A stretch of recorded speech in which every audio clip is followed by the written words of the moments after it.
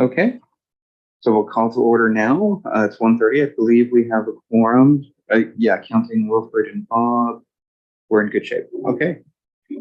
Okay, thank you everyone for coming. We'll start off by recognizing that we're conducting our business primarily on the territories of the Hoopachisit and the Tishon First Nations, although since we're a hybrid meeting format, we're coming to you live from a myriad of territories, Nuu-chah-nulth primarily, but including Coast Salish and even maybe Lekwungen speaking territory as well, which is the Victoria area. So we are conducting our business today in a hybrid format, which is probably good because some folks didn't know that the highway did technically open up, and that's okay. So here in the boardroom, we have myself, our vice chair, Deb Haggard. We have our, I was going to say president, Director Penny Cote, as well as Dr. Sparrow, Dr. Roth, Director Boyko. As well, we have Wendy Thompson here helping us with the running of the meeting on the administrative format. We also have some folks in the gallery as well as senior managers. So we have Jenny and Alex, as well as Heather, and I think that's it. Oh, and George is here too, but he's on the agenda. Mr. Chair, may I interrupt for a moment? Please go ahead. I would like to congratulate you on being elected Chief Counselor to the First Nations. Congratulations. Well, thank you very much. That was quite a thing. Yes. I've been elected the Chief Counselor of Kuwait, and I'm going to continue on as ACRD Chair as long as I can keep it balanced. We'll see if someone who's doing the equivalent of a mayor's job can do so. I've been told it can be done, but I've not seen it done. So we'll see. With that in mind, though, we do have the approval of the agenda in front of us. We do have 3 sets of late material to add to the agenda. You should have received them in your email, one of which is an RFP for Maplehurst Parks Plan, as well as additional signatures for a petition that was submitted by Judy Carlson. So it has more signatures on it, so she wanted to resubmit it. So we'll add that to the materials, as well as late correspondence regarding a rezoning application for item 9.1H, which is RE22015. As well, we have a new section for reporting, which likely won't go on this agenda when we do 2 agendas in a month. But it's 10.4, which will be area reports. So in addition to like our external organizations reports orally, we can actually just give geographic location reports as well. And we'll just go through a list. It doesn't have to be written if you don't want it to, although you can always submit things to. And I think that's that. Are there any other additions or deletions to the agenda? If not, we could have a motion to accept them. Thank you, Director Cote, seconded by Director Sparrow. Any comments? Seeing none. All those in favor? All opposed? Motion carried. Thank you. All right, we have the next item is declarations. Does anyone have any conflicts of interest, apparent conflicts of interest, or gifts exceeding $250 in value? George, you don't count. For those of you who didn't see George stood up. Director Sparrow, go ahead. Well, I have a conflict with 9.1.F. Thank you. We'll pause before that and let you vacate. Okay, with that, no one else? Okay, we'll move forward.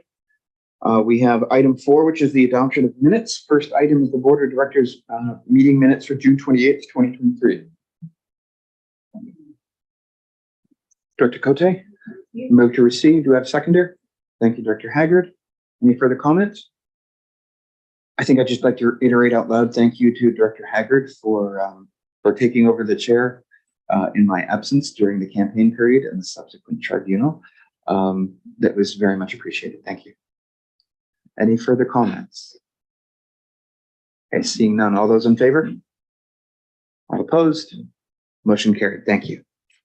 Next up is the Alberni Valley Aquatic Center Advisory Committee meeting minutes, the non-in-camera version, June 29th, 2023. Thank you, Director Cote. Seconded by? Second. Thank you, Director Haggard. Comments? I'd remind folks there are in-camera minutes as well. Okay, seeing none, all those in favor? All opposed? Motion carried. Thank you. Last piece is the Agricultural Development Committee meeting dated July 18th, 2023. We have a motion to receive. Thank you, Director Cote, seconded by Director Boyko. Any further comments? Seeing none, all those in favor? All opposed? Motion carried. Thank you. All right, that brings us to petitions, delegations, and presentations. Normally for presentations and delegations, we have a 10-minute maximum, but that's for the presentation or the delegation's opening comments. Afterwards, if you hit the 10-minute deadline, I'll just interrupt you and see if the board wants you to continue. Unless I think you're close to the end of your presentation, then I'll give you 1 or 2 minutes. That being said, however, our first is a presentation to 5-year service recognition for Mr. George Rose, who's our manager of information technology. So 5 years with us. It's been great seeing what you're able to do, especially during the COVID era. I mean, everything we have here is due to the blood, sweat, and lots of tears that I know that happened as a result of that. I'm wondering, Wendy, did you want to say something on his behalf, or are you here to? Yes, actually, I'll say. Yeah. Sorry, Sure. wrong one. Yeah, thank you. So I'm pleased to recognize George Rose, IT manager with the regional district. He's been with the regional district as an employee for the last 5 years. But also wanted to mention that prior to that, George has actually been providing us on and off with contractor support for IT support for over 20 years. George has been instrumental in building a robust, safe IT system for the regional district, and as the chairperson mentioned, brought us seamlessly through the COVID pandemic to a hybrid format. So I want to recognize him for that. And yeah, please help me in thanking George for his service. Great. So we do have a token of our appreciation. I'm wondering, Heather, if you wanted to just take a stand over there, maybe? Yeah. Okay. I'll meet you over there, Joe.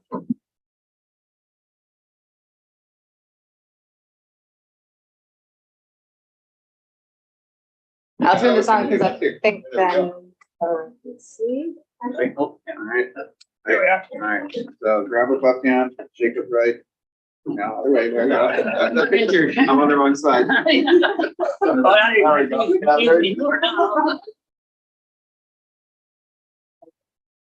Thank you. Thanks very much.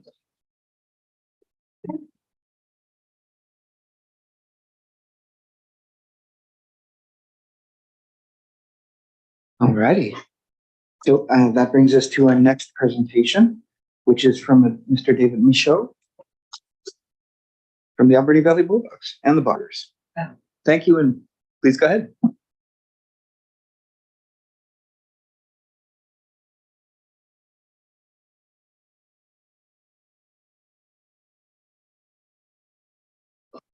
Okay, thank you for having me, guys. Happy to be back again this year. I was actually excited when I reached out to renew our corporate partnership. That I was told I'd have to appear again in person this year with the new board. So some familiar faces from last year, and obviously some new faces as well. So for those who don't know me, I'm David Michaud. I'm the president of the Alberni Valley Bulldogs Junior Hockey Club and the Port Alberni Bombers Junior Hockey Club.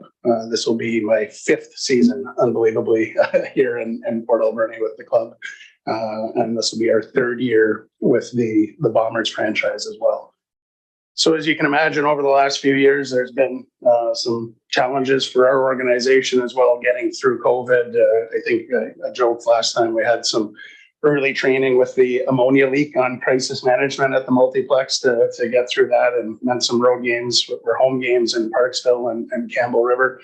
And then COVID certainly threw us for a loop, as it did many. But last year really felt like the sort of crowning achievement of taking over the franchise. And as I like to say, I feel restoring its former glory. As you can tell with the imagery that I've included in the presentation, there's a lot more bums in the seats than there were a year ago when I made this presentation. So Bulldogs, really one of my goals with the franchise, I kid, but I'm serious when I say it. I've never been a part of a franchise that wasn't a winner. And I didn't intend for the Bulldogs to be the first, where I was just here to be a part of something. I wanted to bring a winning culture to Port Alberni, and last year I'm proud to say we advanced to our first ever BCHL League final, winning the Coastal Conference Championship in a sweep over Chilliwack. I really feel that as an organization, we're really established now as one of the top upper echelon teams in the league, which I think for Port Alberni is really exciting when we're competing against some of the communities and facilities that are out there. The fact that players year after year are choosing to come to our community is really exciting. The BCHL as a league has made some changes this year. And one of those big changes has been our ability to recruit European or non-North American players for the first time. And so our first two players were allowed to have 2 each season on our roster. We signed a Finnish defenseman up top just from outside of Helsinki named Matthias Milakoski. He's a 20-year-old defenseman. And then below is the goaltender. His name is Gleb Artsebanov from the Ukraine. Fascinating story with Gleb and his family. Sad story, but their home was lost in the war with Russia. And Gleb sort of found himself in hockey limbo and life limbo, obviously. His parents fled to Germany, and he ended up playing his season last year in Czechia, just in Prague, and led that team to a championship and caught the attention of the Boston Bruins, where he attended development camp with them this year. And Gleb is on his way very soon to Port Alberni to be a goaltender for us this season. So what's great for us now is we're really having conversations with agents and advisors and families all over the world telling the story of the Alberni Valley and why it's a great spot for players to come. The Bombers entering their 3rd season, as I said, they are a level down from the Bulldogs, much more of an emphasis on local players. I think our roster in year 1 had 11 Port Alberni players, most of which were in high school at ADSS. That number shrunk a little bit last year down to, I believe it was 9, but sort of half the roster annually is sort of the goal. Lots of programs and initiatives with Alberni Valley Minor Hockey to make sure that there's a constant stream of those 16, 17, 18-year-old players who get a chance to stay home and wear an Alberni jersey in their junior years. Great timing, I guess, to make this presentation. Yesterday, we announced our free local youth partnership details from last season. Last year was the 2nd season that the SAM Group partnered with us to provide no charge tickets to all local youth 18 and under. Last season, we had over 9,000 free youth tickets supplied inside the community, which represented just about $108,000 of money that stayed in families' pockets. And if you look at over the 2-year run of it, it's over 15,000 tickets that have been provided, no charge, with a value of a little over $180,000. And I think for me, one of the greatest sights is, just a little guy like this who was just absolutely having the time of his life with mom and dad. And for me, that was a big part of what we wanted to do, is make Bulldogs hockey family affordable and make sure that, kids could come out and enjoy nights with their parents. And certainly in today's economy and the landscape, it's tougher than ever to find those affordable nights out. So very appreciative of our partnership with the SAM Group. Community involvement has been a hallmark of junior hockey for years and years, and the Bulldogs are no different. We took a couple of initiatives last year working with Ken Watson to Shot. We had Gordon Dick do up a jersey for us. All those funds were auctioned inside the organization and donated to the Shot for their heirs memorial that was being created. And that's just sort of the tip of the iceberg of what our players do inside of the community on a week-to-week basis. There's school visits and community appearances and things of that nature, minor hockey skates, coaching clinics, things like that. This season, 3 of our players actually worked the entire season with the city of Port Alberni in the recreation program, and were on ice lead instructors for youth programs all season long, which was just a great initiative. And that will continue through this year as well, even though a few of those players graduated, new have signed on, and we'll continue that. So the Bulldogs and the ACRD, you guys, I would suggest, are one of our certainly top tier corporate partners. And I guess when I make this ask this year, the one thing that I really want to be made apparent is I'm asking for partnership dollars on the marketing side. Our existence has changed from the time where we are a community-owned, board-run team to now, obviously, a privately owned and operated operation, still with local shareholders. But for me, my story in the community is always, the multiplex and the Bulldogs really provide that unique opportunity for our marketing partners where, any given Friday or Saturday night, as we demonstrated in the playoffs, we can have up to 2,000 people in that facility enjoying it and having a great night. And that provides a strong opportunity for our marketing partners to benefit from that. One of the things that I identified, certainly for the ACRD, is on the educational side. Our organization made a big investment in the multiplex with the addition of an LED screen last year at a cost of over $200,000. That was all private money. But now that that's in place, lots of businesses are benefiting from it, and whether it's playing commercial inventory or, for example, Main Road just signed on with a partnership for us for their Kick Into Winter Driving campaign. They're going to be having winter driving tips and safety videos and things like that are played. So I think there's a huge opportunity to utilize the screen, which was not done last season, when it comes to the recycling initiatives or really anything else that the message needs to be spread to the community in an educational manner. You've got 1,500 fans any given night and 2,000 in the playoffs that are a captive audience sitting there. The Bombers, I'm proposing this year that the ACRD would become essentially a presenting sponsor of the Bombers. We would feature the ACRD logo prominently on both sets of Bombers jerseys, and then provide that same sort of opportunity for education and video pieces, both on social media, in arena, and on the club's website. Some of the things, obviously, education I've touched on, social media, player appearances, talking with the management at the multiplex. One of the things we would love to see are branded recycling opportunities inside the multiplex to just sort of clean up. There's lots of just little individual bins kind of hanging around the multiplex, garbage bins with just, a black bag in there. I think there's an opportunity to clean that up, dial up the presentation on it a little bit, and again, enhance your internal branding on the Sort and Go. So this season, I'm asking for an investment of $20,000. That would be broken down, basically $15,000 to the Bulldogs, which is a slight increase from last season. And then $5,000 would go to the Bombers.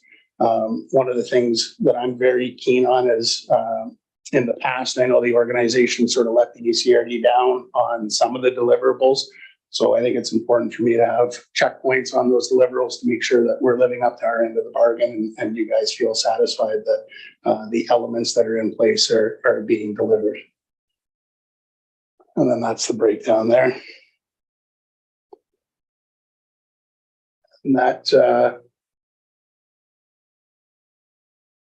is it. Thank you guys. Appreciate the time. Hang on 10 minutes. Thank you. All right. So with that, we'll open it up for comment. Any comments or questions? Director Haggard, go ahead.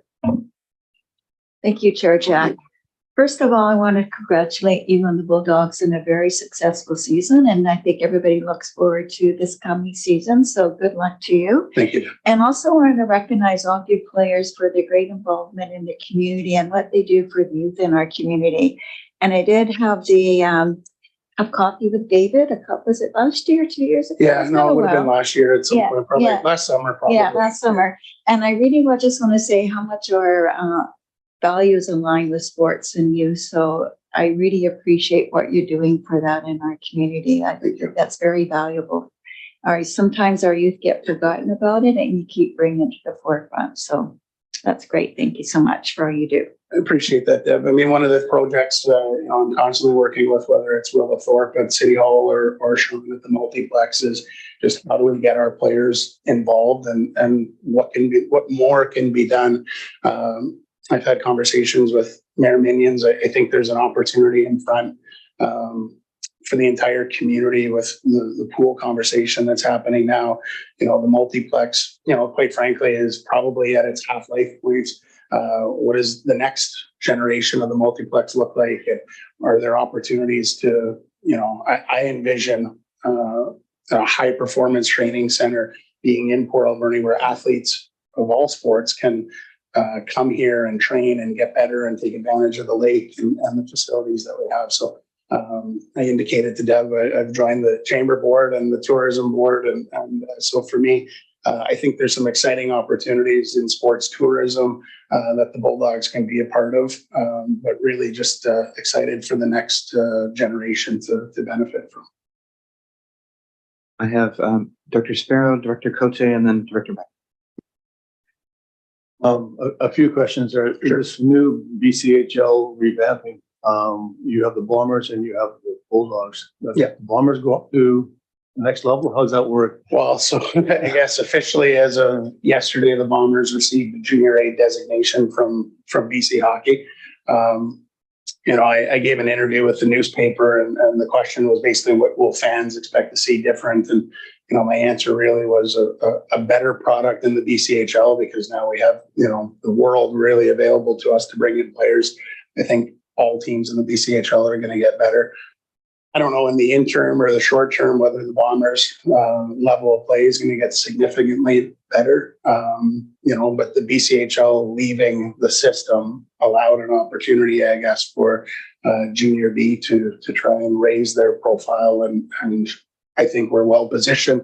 Obviously, it's been a unique summer for me having sort of a foot on both sides of the line. But as a team playing in what's been a junior A facility since 2002, the Bombers are well positioned to thrive with whatever that next sort of 3, 5, 10 years looks like.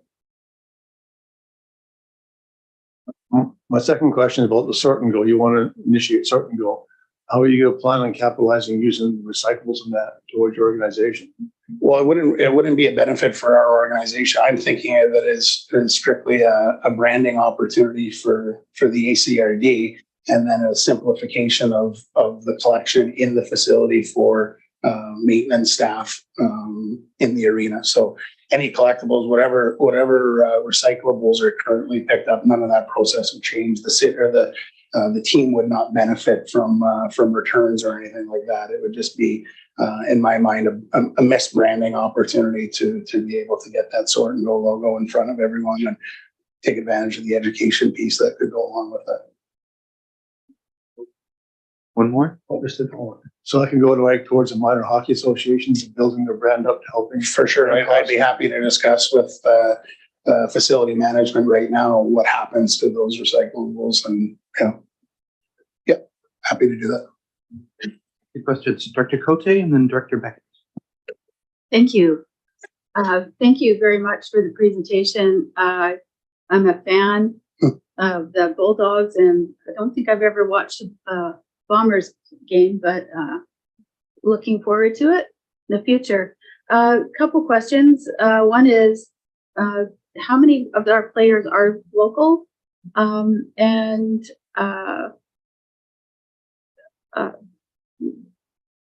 just wondering about the sponsorship of bringing in international players in. Are we set up for that? Do we have to have host families? And also a question about the funding. I just wondered, ask staff after if we actually have money in the budget to do an increase or anything. Thank you. Sure. Well, I'll touch on the first point. So Caden Tremblay right now is the only Port Alberni born and raised member of the Bulldogs. The hope with having the Bombers in town is that we're able to keep local athletes home and develop them here, and hope that they turn into Bulldogs. That's obviously the goal when we created the Bombers. It's a very hard league to play in with lots of really talented players that come here really from all over North America. That's not new. So Caden is the one and only Port Alberni player, but a big part of our future. He's only just turned 17, turning into his 18-year-old season. So hopefully we still have him for 2 or 3 seasons. When it comes to the international players, the Bulldogs have billeted with host families since their inception. That's a huge part of junior hockey. and sometimes a huge part of the challenge of junior hockey right across the Canadian landscape is finding those billet homes where, you know, families are literally willing to open a door and provide a bedroom and cook the meals and take care of these guys and make them feel like they have a home. I always say, like, to me, it's such a, I've been doing this like in junior hockey for so long. It's kind of the process is lost on me a little bit, but I can only imagine the emotions of a young guy, 16, 17, 18 years old, coming out from Boston or Toronto or Quebec, and here's your new family. Welcome to your new house. And this is your bedroom. And, you know, and then expect them to be high performing athletes on the ice the next day. It really does, as the expression goes, take a village to make this happen. And we're really blessed here in Port Alberni. We probably have more billets than we need, which is a great problem to have. We can really make sure that the players feel like they're in a good fit. We work closely with the families to make sure whether I don't like kids or I love kids or I'm allergic to pets or I love pets, we make sure that they're in a good home that's a good fit for them. And then obviously I'm unable to answer the last question whether there's a room in the budget for an increase, but fingers crossed. Okay, I'll see if Daniel can come up with that information, but we'll move right to Director Beckett and then Daniel, go ahead. Yeah, so just as a point of clarity along those lines, so the sponsorship that we'd be considering is for the 2024 season, and so that will come forward starting this fall, and so our budget discussions will start. This will be a notation. It was in last year's budget, and obviously will be part of this year's budget as well when we move forward. So it'll be tagged, and it'll be up to the board to establish how best to proceed. Okay, thank you. That brings us to Director Beckett. Please go ahead. Thank you, Chair Jack. David, I'm very impressed with your leadership, your passion for the sport, and for the vision you have for both the teams. And I am 100% supportive of your request, but I would like the accountability piece addressed, as you've alluded to. And I think that is best addressed by staff responding with respect to, from a board's perspective, what was accomplished, what wasn't accomplished, and what we need to address moving forward so that we are getting bang for our dollar. So I'll leave it at that, and thank you again for your presentation. Thank you very much. Yeah, I can touch on that a little bit. It was before my time, but my first season when I came to the presidency of the Bulldogs, there were some game night sponsorships that were really never followed through on. You know, the signage is fixed in the arena. When it's up, it's up. It doesn't come down. But just one of the things that year was really missed was the hope was that the players could get out to China Creek and do a bit of a cleanup and have some video production done around that. And at the time, our team just didn't really have the wherewithal to produce a video. You know, getting the players out to China Creek was a challenge, and it just kind of fell apart and never got delivered on. So the 2019-2020 season, when I asked for the renewal, it was pretty evident that the board was upset or disappointed in the least that some of those deliverables weren't met. I think I've been hyper aware of it ever since, not wanting to disappoint any corporate partner, let alone you guys. And we've been pretty focused on meeting those deliverables, but couldn't agree more. Great, thank you. Are there any other comments? Okay, on behalf of the board, I think Director Beckett asked the question that I was interested in asking about, but I would speculate that I think using the big LED board for not just Sort and Go, but maybe FireSmart and the things you've already mentioned, Yeah. there may be value there. So I think that'll be a conversation that we'll have with the staff and within the board. So thank you for your presentation, and yeah, hope to see you again. Okay, thank you very much, guys. All right. So that brings us to the next item on the agenda. So I'd like to introduce Mr. James Thackeray and Mr. Andrew Agmundseth for SharePoint Vancouver Island. So yeah, please take it away. Thank you, directors. Pleasure to be here. Let me just set up my.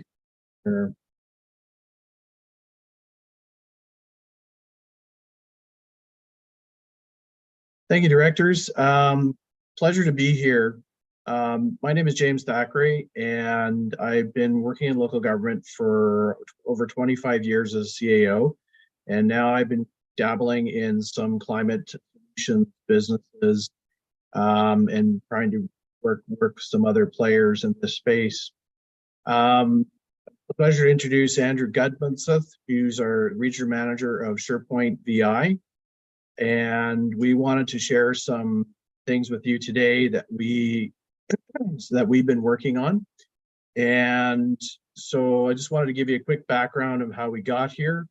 So we were at the Lower Mainland Local Government Association meeting back in May, and we had a shared booth with Empire Hydrogen Systems, and we were showcasing some climate adaptation solutions that are currently available to local governments in areas like solar, electric vehicles, charging stations, hydrogen injection systems. We have got a lot of interest in what we were doing. And one of the questions that came up quite frequently was, why aren't there more companies engaging in this space and coming out to association meetings and engaging in this topic? And it's a really good question. And so we're really delighted to be here today to share what we're doing in our space. So we, as I say, we connected with your AVICC president, Director Cote. Board passed a resolution, I see, back in May, which is what we've been talking about here. Oops, sorry, I jumped ahead here. My apologies for that. My business is in the climate solutions space, where we work on a number of different projects, and I work with different companies who want to get into the municipal space.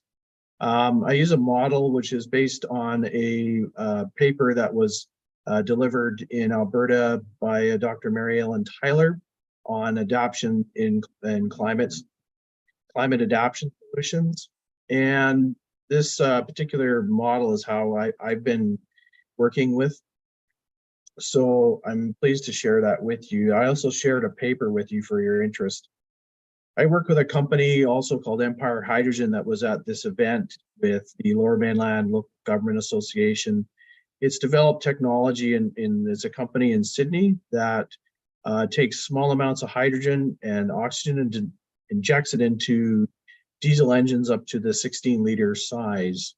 And what it does is it cuts your emissions, and it also cuts your consumption.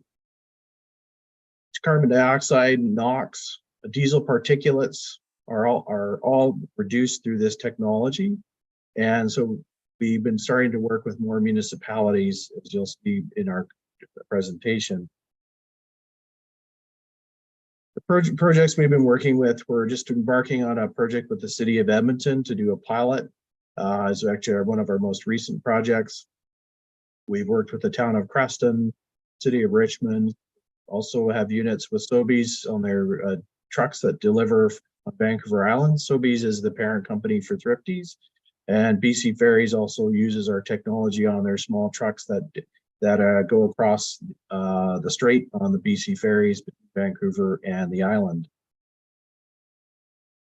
So the thrust of our presentation today is SharePoint Group is a Vancouver Island company that does a lot of work in electrical, solar, and in EV chargers. And I'm going to pass it over to Andrew, let him speak a bit more about that. Yeah, I'm Andrew Gudmundseth here. Grew up on the island. Yeah, my goal here is to definitely bring more solar and EV charging onto Vancouver Island. There's definitely a lack. I am an EV driver. I have an electric truck. I'm actually going to Pachina next week, and I'm struggling to deal with some charging and have a bit of range anxiety. Actually trying to figure it out. So we are looking to bring more EV charging, especially level 3 chargers, the DC fast chargers. That is the big hurdle for EVs. Not so much on the island, but like just across the world. We need more fast chargers. There is a limitation on the island of them. We are working on some in Campbell River for the Wawakai. Down in the Malahat, we're working on some, and also with the Lake Cowichan First Nations, some level 3 chargers with them as well. Andrew, did you want to talk about a little bit about SharePoint? Yeah, so SharePoint's a Vancouver Island-based company. We specialize in renewable energy, industrial, residential, and commercial installations. You go to the next slide, James? Yep. Yeah, so we do design, installation, commission, and training for grid-tied and off-grid solar. We provide solar and backup battery systems. We can do the carbon credit capturing for level 3 DC fast chargers. And also we do the federal grant support for all the funding for through Clean BC and Natural Resources Canada. It's especially a benefit to Indigenous communities because it is 90% covered when you stack the grants.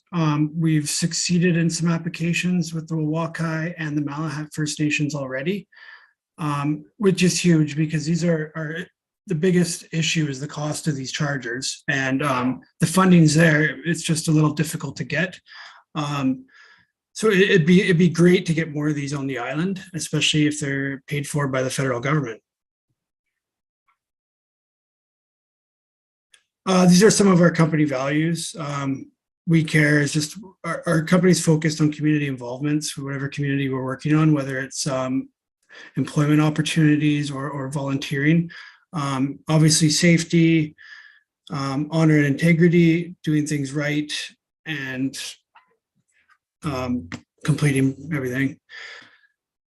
You can see there we're committed to the team. We're very inclusive, and the strength in our organization is our collective knowledge. We have a lot of experts in a lot of different areas on our team, and we can bring that right down to the field. Yep. Yeah, so like I said earlier, we are involved with a lot of projects already with government and First Nations communities. Like right now with the Malahat First Nations, we're working on EV chargers and solar. We've done solar projects for Lake Cowichan First Nations and got grant approval for there's a site out in Yubo for level 3 fast chargers. We've completed fleet EV charging for the CVRD here in Duncan. The Wawakai Nation, we're doing solar at their new building where their new Starbucks is going. We're doing level 3 fast chargers by the Shell station there, off the highway. And we've done a 60 kilowatt solar array on the Saqualutan Lodge on Quadra Island for them. The Penelakut, we've done work for just for maintenance on Penelakut Island, and are helping them with some decisions to get some level 3 fast chargers. And lots of work with Cowichan tribes, because obviously we're based out of Cowichan, for solar and EV charging.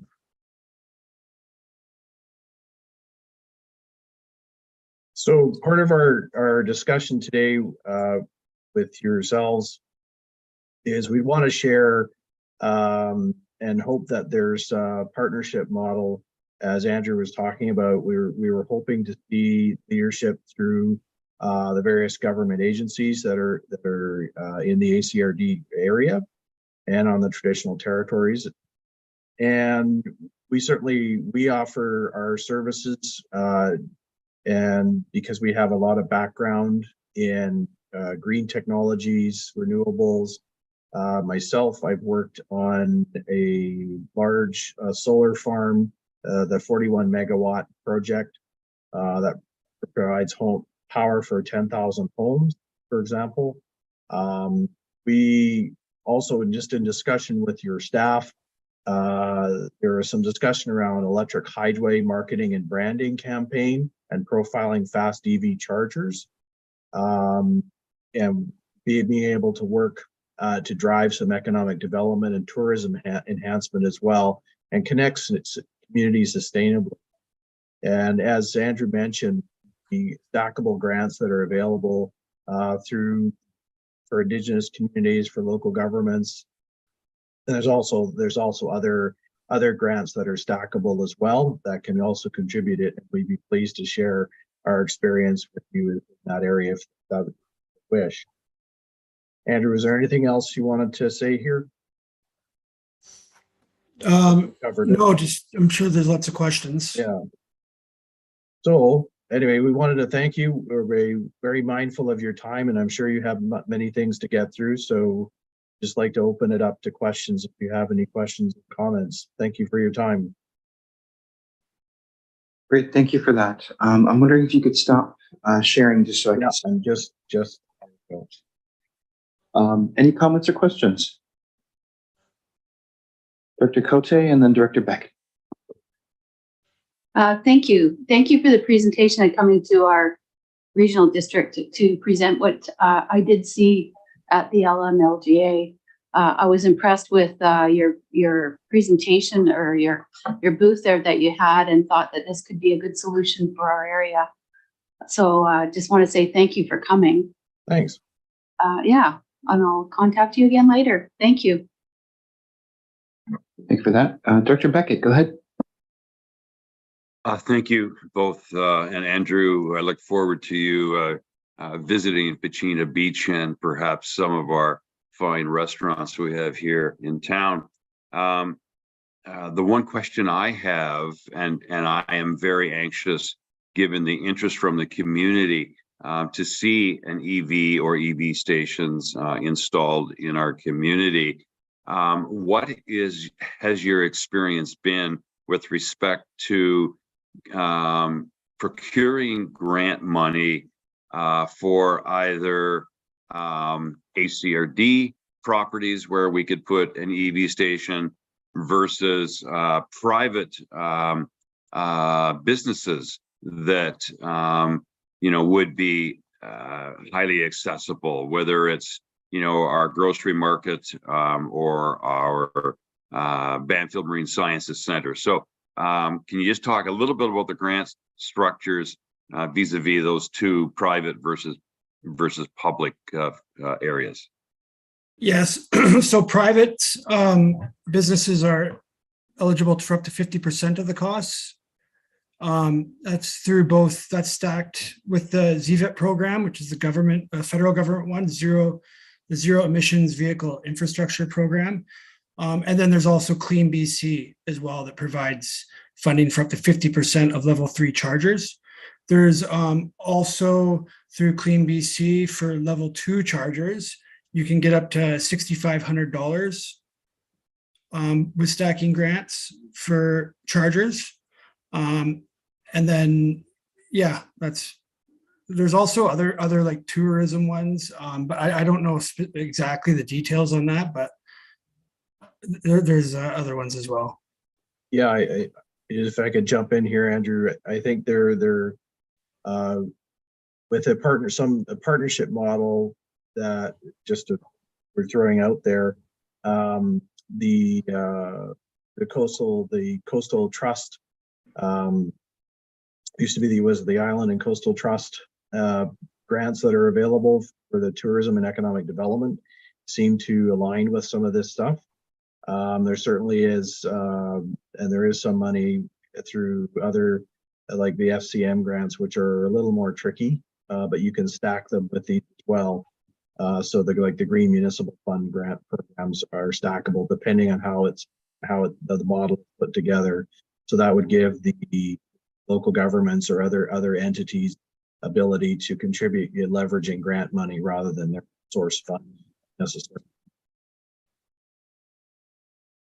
Thank you for that. Next up, I have Dr. Siga. No? Okay. I think from my perspective, I think I'd like to thank you for your presentation. And also I'd like to direct you towards, have you had any discussions with the First Nations in the Neutralis Tribal Council or in the Monos Treaty? So the West Coast First Nations here? No, I haven't, but we're definitely open to. Yeah, we can. Okay, so we're I'll follow up later, but I think there might be some interest on the Kuwait First Nation side of things, and we'll partner up with Banfield on what that looks like. All right, thank you. Thank you. Thank you very much, directors. Okay, so any further comments or questions? Seeing none. Okay, all right, thank you for your presentation, and hope to hear from you again. Okay. All right, that brings us to the next agenda item, which is item 6. There isn't any correspondence for action. The next item, though, is item 7, which is correspondence for information. Would anyone like to pull anything out for discussion? Director Boyko, go ahead. Thank you, through the chair. Item number E, ECHO, Alberta Air Quality Council, Alberta Climate Action Report. So we had a BC government funded thing through the Active Transportation Fund to do a study on the Long Train Trail. We asked for public participation. We got lots of good feedback. Hundreds of people participated. And we have some very strong mandates to move forward with different forms of travel on there. Now we get a letter from a ACRD sponsored committee, and we have one government group going against what another government group works and how they said things, but I just want to remind directors that we're here to represent what the people want, not what a select committee wants. Thank you. Thank you for that. And it is ultimately up to the board what we decide. So thank you for pointing that out. Are there any other items to be pulled up? Seeing none, we could have a motion to receive the reports. Thank you, Director Boyko, seconded by Director Spiro. Any further comments? Okay, seeing none, all those in favor? All opposed? Motion carried. Alrighty, that brings us to item 8, which is request for decisions and bylaws. Item 8A is a development of ACRD Transportation Advisory Committee. Yeah, please go ahead. Thank you. At the June 14th Board of Directors meeting, staff were instructed by the board to draft a terms of reference to create a new transportation advisory committee in the region. The advisory committee we're proposing would consider issues and make recommendations to the board respecting transportation options issues in the region, including options for a secondary route in and out of the Alberni Valley. We're recommending broad regional representation on this committee, including First Nations, local governments, Ministry of Transportation, Port Authority, Chambers of Commerce, and local business representation. So attached for consideration by the Board of Directors is terms of reference for this new committee, if the board so wishes to adopt it and create this committee. And if so, if this is created, we're proposing that an inaugural meeting be held in October 2023. And if there's any questions, I'd be pleased to answer them. Thank you. Director Boyko, go ahead. Thank you, Chair. How is this going to be different than the previous things that have looked at the Horn Lake Connector, multiple years ago? How are we going to actually achieve something? Because this is impacting our businesses every day, including today, and with no end in sight.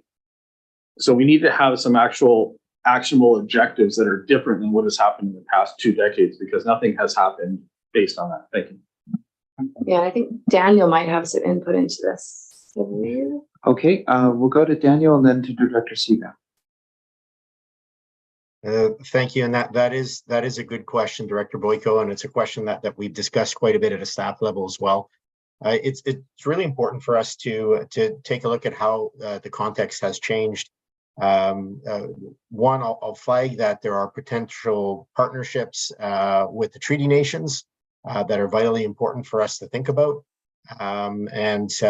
and there are some. At the end of the day, the province MOTI is also a group that is taking a serious look at alternatives as well.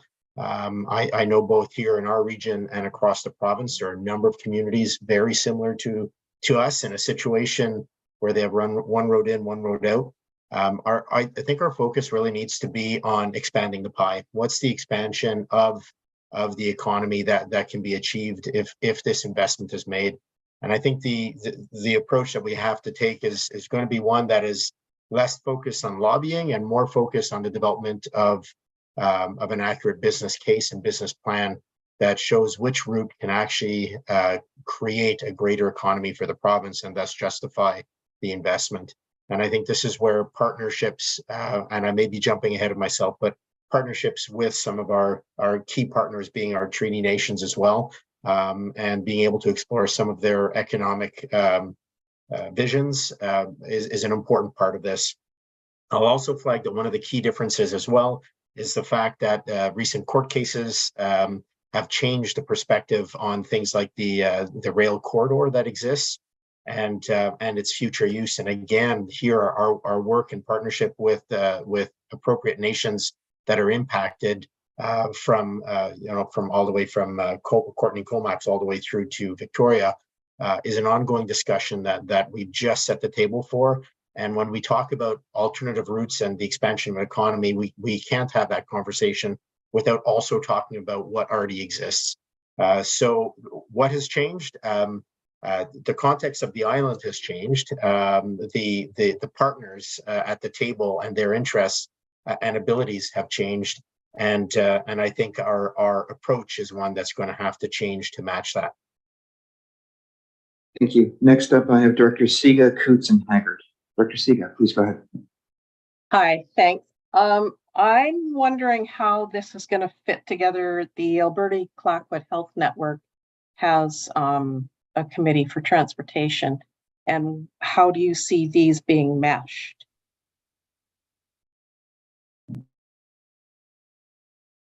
Okay. Dr. Siga, is that a question general for the whole group, or is that for something for Daniel to address? Jenny? Thank you. I guess it would have to go back to Daniel. Yeah, I just I know there's an existing committee, and I would hate to have this new committee formed and the previous committee not be acknowledged and included. That's all. Okay, thank you. Jenny, did you want to try? Yeah. Yeah, thanks. And if I miss anything, Daniel, please jump in. So the West Coast Transit Committee that we have, which is a working group with all sorts of parties on the West Coast, is focused mainly right now on addressing the transit issue. And they're actually making great progress out there, working on getting that interim transit project up and running. I think we've got a survey that just got launched out there. So that's working really on BC Transit, getting transit buses on the road to link up the communities on the West Coast. Whereas this committee really is talking about this broader, bigger problem that we're currently facing with limitations. And of course, Wendy can speak much to that. I think that they're aligned issues, and there might be information maybe that feeds in from that West Coast committee because there's talk of that, but I do see them as separate and useful committees. Okay. Any additional before we move to Dr. Coots? On this particular? Okay, please go ahead. Thank you. I raised my hand also to talk about the health network. It goes beyond just what Ms. Brun said, because the transportation action table on the health network actually has done a lot of work on identifying transportation issues within the ACRD. We have mapping, we have what it would take, the costs and everything from coming from Ahousaht to Port Alberni to the West Coast, what the challenges are. We have all of that already compiled, which is great data to be bringing forward. The Health Network's Transportation Action Table was led by the regional district and has continues to work on pieces of it similar to what was spoken of earlier regarding the transportation on the West Coast. That's it. Thanks. Thank you. Next up, I have Drs. Coots and then Dr. Haggard. Thank you, Mr. Chair, and thank you, Director Voico, for the question. As part of the last transportation committee that had previously existed, I think there's a few things that are different. The landscape has changed. We have an MLA who sees what has happened. What has transpired in the past while where the Highway 4 was shut down was a hypothetical, and it's proven now what happens. The alternate route has been proven to work, but it's not a viable alternative. It does work, but it's not good. It's not good enough. It doesn't serve its purpose. I won't get into it because that's what we'll talk about when this committee is seated. We also will have, I want to bring in other agencies that weren't at the table before, where we have the First Nations Health Authority, and we bring in NTC, we bring in the Monmouth Treaty Society, and any other organizations or groups that others may see fit. I think we need to get a bunch of us at the table regionally, all put our regional hats on and not focus on one route. I have an idea, but it's probably not the best idea. You know what I mean? Like my idea, I can't just advocate for my idea. I have to advocate for what's best for the community, not make sure it doesn't go through my backyard. And you know what happens when you sit at these tables and individuals who have an agenda push that agenda forward. Those of you who sat at that table last time will know what I'm referring to or inferring when I make those comments. So I look forward to this discussion when we have it, because there's a lot of people that were at risk while this has transpired, and we're still not out of it. We're in alternating traffic, and the highway keeps getting shut down. I've had citizens trapped on the other side of the island for multiple days at a time, and then once we thought everything was fine. So I'll leave it at there. I think that's what's changed, and I do believe we can find a proper way to move forward for the betterment of the region as a whole. True. Thank you, Director Coates. So no tunnel through Beaufort. Okay. Director Haggard, please go ahead. I thought it would be a good idea, actually, because it's right there. Director Haggard, go ahead. Thank you, Chair Jack. Just to add to those comments as well, now we have actual numbers of what the economic impact has been to not only our community, but the West Coast community. I believe the last numbers I saw for the West Coast community was they're at a loss of $44 million. And that was a couple of weeks ago. So I'm sure it's much higher than that by now. And that does include the economic impact that the Alberni Valley has. And also this time we have a more collective voice. It was just the Alberni Valley last time, if I remember correctly. I could be wrong. And this time, this will include all the West Coast communities, the Alberni Valley, and also the First Nations in this territory. So it will have a much larger impact. And so hopefully we'll get something more achieved this time. Thanks. Yeah, I think just on my end, I wanted to underline, I think it's important that we do have a plan and have a report that outlines the economic impact and the proof in the matter. What I'm more interested in, though, is a political strategy where all of us can pull together, especially when it comes between the ACRD, the Monmouth First Nations, the NTC First Nations, as well as individual municipalities and business associations and businesses themselves, and so on and so forth. This is going to take pressure everywhere, and it's going to take pressure as a test. We have to make this as a test for the NDP government, because this is an instance where we're not a major urban center, but we're being impacted by climate change and these transportation issues. We do need attention. And so it can't all be Burnaby and Surrey at that point. So with that in mind, I think this is something that we're all going to have to really work on. And in addition to the numbers work that will be required, we're going to have a political strategy too. Because I think everywhere is going to be calling for investments in transportation. So it's just something that we're going to have to keep moving on. So lessons we learned with the Bamfield Road connection, which is just now starting to put black on the road. So I think we have to think about it in those terms and maybe even interact with AVICC and UBCM. I have Director Cote and Director Sparrow. Thank you. Thank you.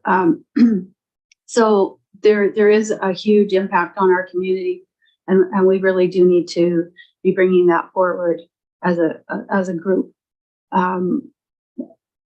Recent meeting with MLA Osborne mentioned my own experience of the shutdown and how I'd been cut off. Had to experience what people do when they come to the single lane traffic, and you can't get through that till the next day. So I've experienced that. I've experienced the back road drive. I've experienced taking a trip to Tofino and finding out that there was minimal options for food because the workers just weren't there, because with the fire, they didn't come. So, and my own commercial enterprises, my tenants are feeling the crunch. The tourism is not happening with the restaurants in Port. Everybody is feeling this. So I have put forward my experiences to MLA and expect to hear more. There's a meeting apparently tomorrow regarding economic interest. So thank you. Thank you, Director Cote. Dr. Sparrow next. I'm looking at the list of all the participants you want to put in this, and they all seem to be from around here. This road, or whatever we're going to make do, has to connect with another regional district somewhere. Are we going to engage them in this, or just hope this is going to work and then ask them for their permission? Yeah, that's a good point, Director Sparrow. So I think this comes down to what our strategy is going to be and what we're going to investigate. Because if everything's on the table, and I think it should start that way, we can have a conversation with the RDM in regards to the Horn Lake connector, but also probably the Comox Valley, depending on how that routing works and how the interactions there work. But also probably the Cowichan Valley as well, because the Dididot First Nation, while we get information about their treaty negotiations, they're more like Duncan facing. Right. So that leads me to believe that it's more in that area that we might need to have some interregional representation. So those kind of connections are something that will need to happen in parallel to what's happening with this committee. So this is the work that we're doing, but our job as the board and my job as chair is going to be coordinating with other chairs, other mayors, so on and so forth, to see if we can find some common ground with other jurisdictions outside of the regional district. Yeah, Dr. Cote? Thank you. I do know that there's some interest coming from the Cowichan Valley to secure that back road. That's their choice. Thanks. Yes, of course. Okay. Dr. Boyko, go ahead. Thank you, Chair. I work with someone that has a cabin on the Horn Lake Road, and they are vehemently opposed to having a huge number of people go in front of their road.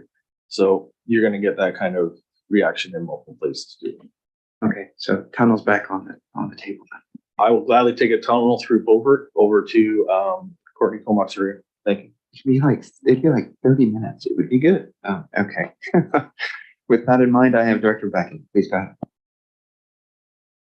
Thank you, Mr. Chair. In this last few weeks with the road closure, there's been a lot of media regarding the impact on the West Coast communities, and it often refers to Tofino and Ucluelet, as it should. I just want to emphasize that it's impacting Bamfield as well. So when we talk about the communities, I would ask that we identify that Bamfield is one of the regional communities that is and has been and continues to be impacted by this road closure. Thank you. Dr. Haggard, please go ahead. Thank you, Mr. Chair. Wendy, how will this be advertised? Because I've had an owner of a trucking company express interest in being on this committee, and that industry has been greatly impacted as well. Yes, so the plan is we would put out an expression of interest for members to sit on the committee. So if the board approves that, we'd get moving on that very quickly so that we can have our first meeting in October. And the other thing I just wanted to quickly mention is the previous transportation committee that we had, as Daniel mentioned, or CEO mentioned, was more of a lobbying effort, and they were actually lobbying for one or two routes, and were unsuccessful. So that committee just disbanded. Thank you for that. Dr. Siga?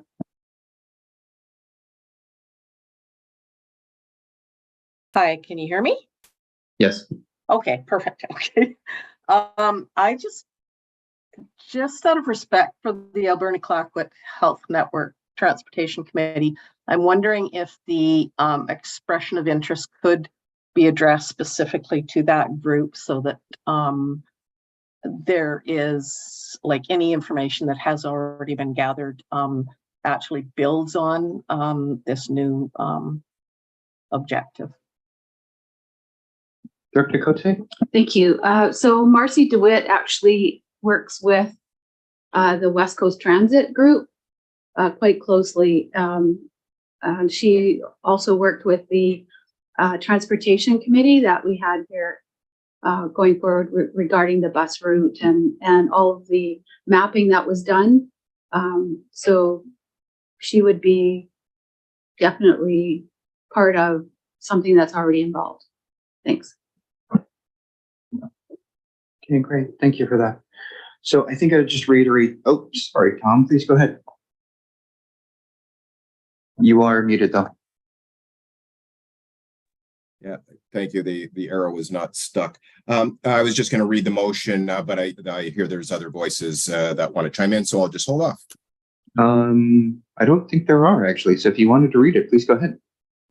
Great. Yeah, that the Alberni-Clayoquot Regional District Board of Directors create a Transportation Advisory Committee and adopt the committee terms of reference as presented and support the scheduling of an inaugural Transportation Advisory Committee meeting in October 2023 to prioritize projects and develop a budget for 2024.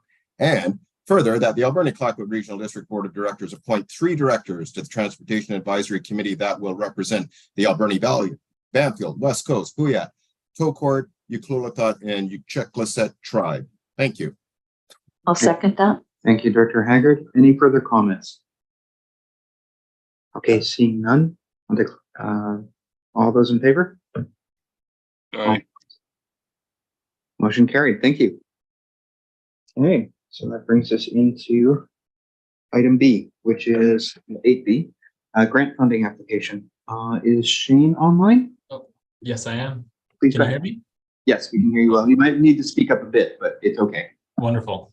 Hi, everyone. So this is a request for decision to support a application to the Local Government Infrastructure Planning Grant Program for the development of a sustainable and climate resilient design for the West Bamfield Fire Hall.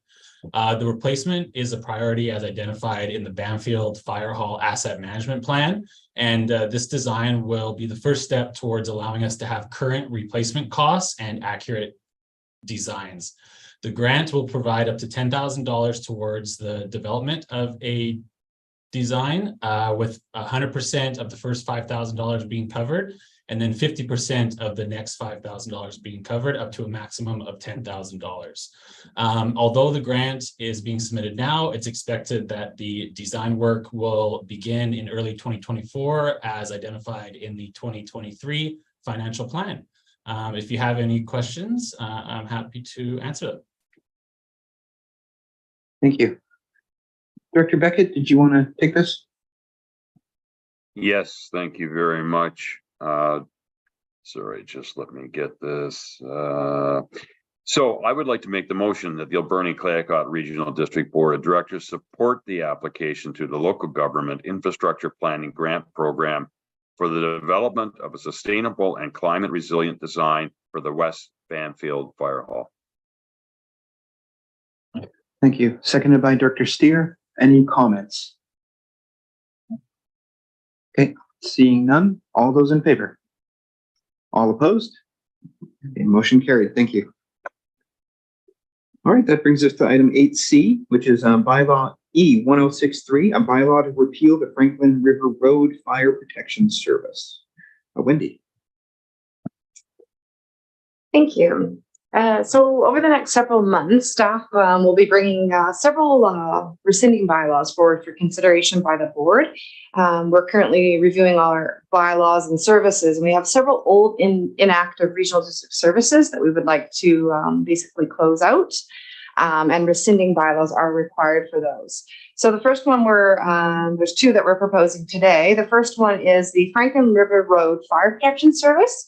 So a bit of a background on this one. This service was created in 2019, and it was for some properties out in Franklin River Road area, private properties that requested fire protection services for their residential properties.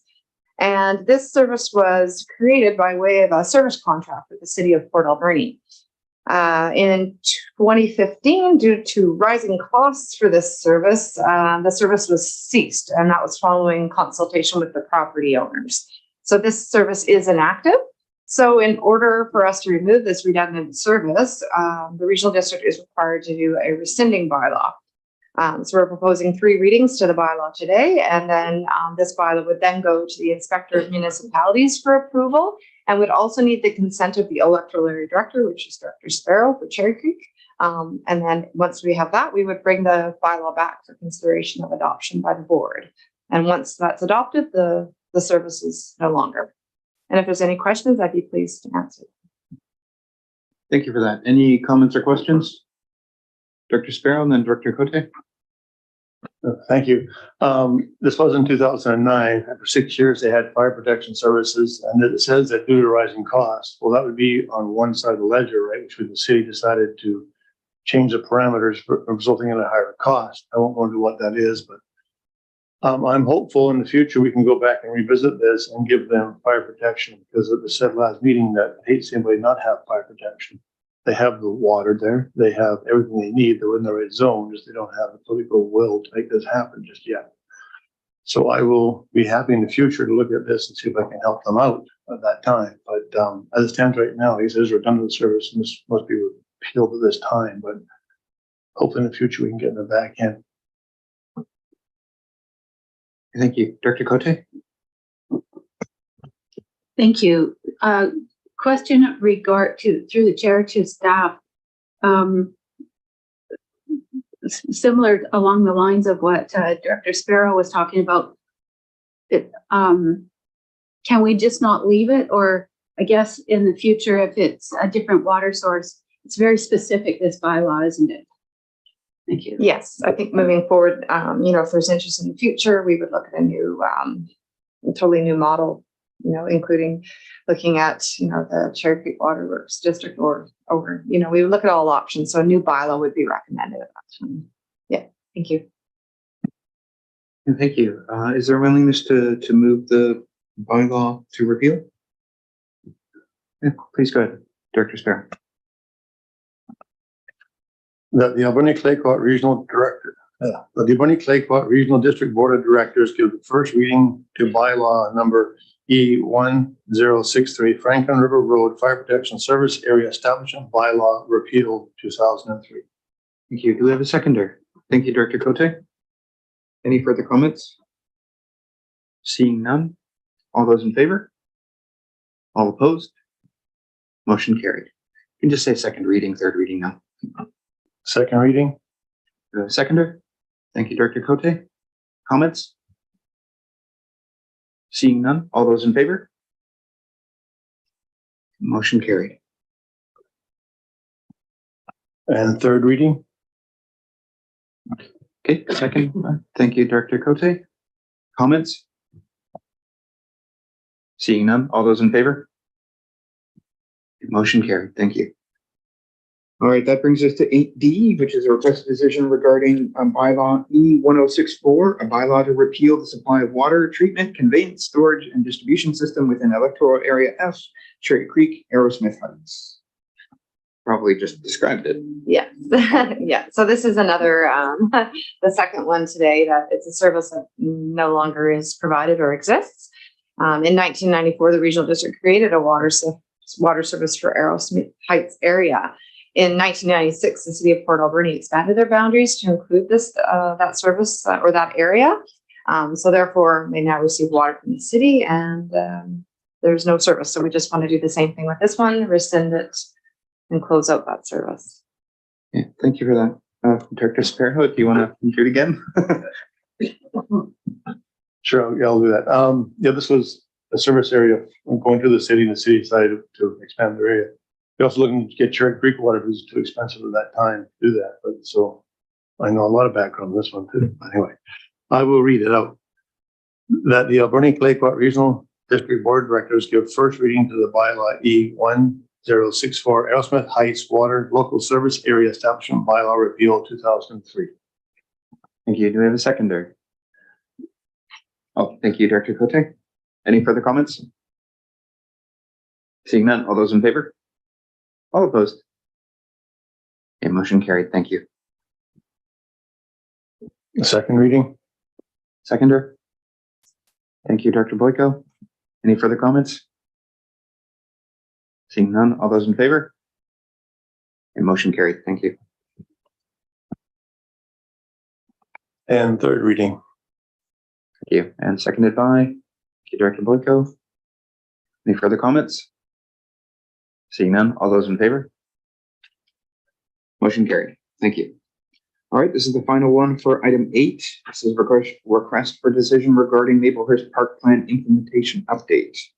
Jenny, please go ahead. Thank you, Chair. Yeah, so we wanted to bring this back to the board for discussion. We originally brought the Maplehurst Park Management Plan to the board in August 2022, and the board passed a number of resolutions after reviewing the plan, and we have those resolutions outlined in the report that is attached here. Since then, we've received a petition from some of the local Willow Road residents. So one of the resolutions is to develop a road access point at the end of Willow Road.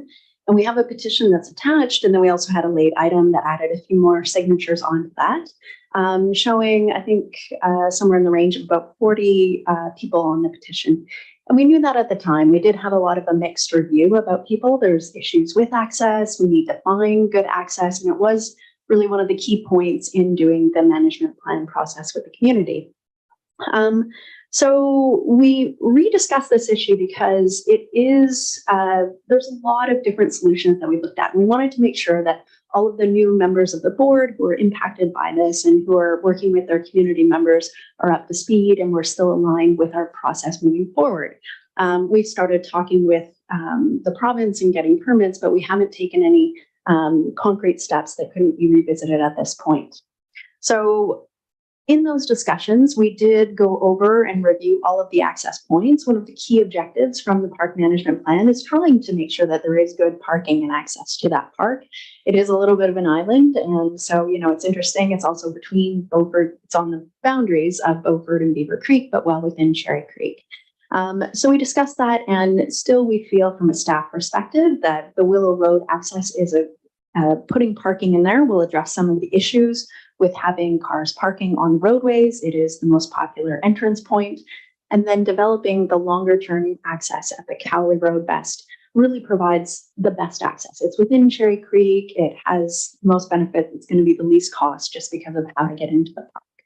So we reviewed that. One of the things that we talked about in the resolution in the report speaks to this is really doing more community outreach and discussion on what that looks like, because it's very possible that people aren't really clear on what this parking area is going to look like, and that they're worried that it's going to be a detriment to the community in that local area, whereas it's actually just a small parking lot which is going off and shouldn't have too much negative impacts on either the park or the community because it's away from the residents. So we're hoping that that is a good parking access area.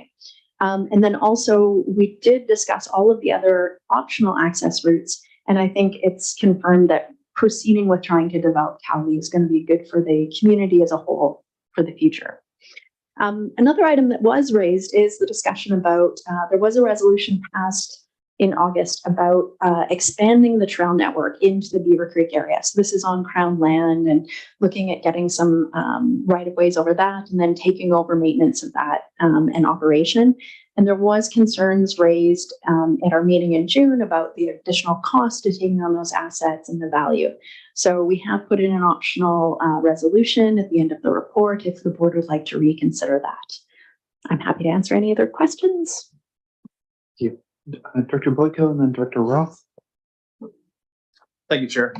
So the petition, I just went online and counted how many houses are on Willow Road and on Cowley, and basically 90+% of the people that live on these roads are opposed to the parking. I'm pretty sure my math is good. That being said, why do we need to push for one parking spot? There's no urgent need that we need to build this year? Why don't we do the right one in the right place and not upset everybody that lives there? It's going to increase traffic. It's a dead end road, et cetera, et cetera. Now I realize that people already park there. You could fit a couple of vehicles there and access the trail. and they're probably going to keep doing that, but you can only fit a couple people there.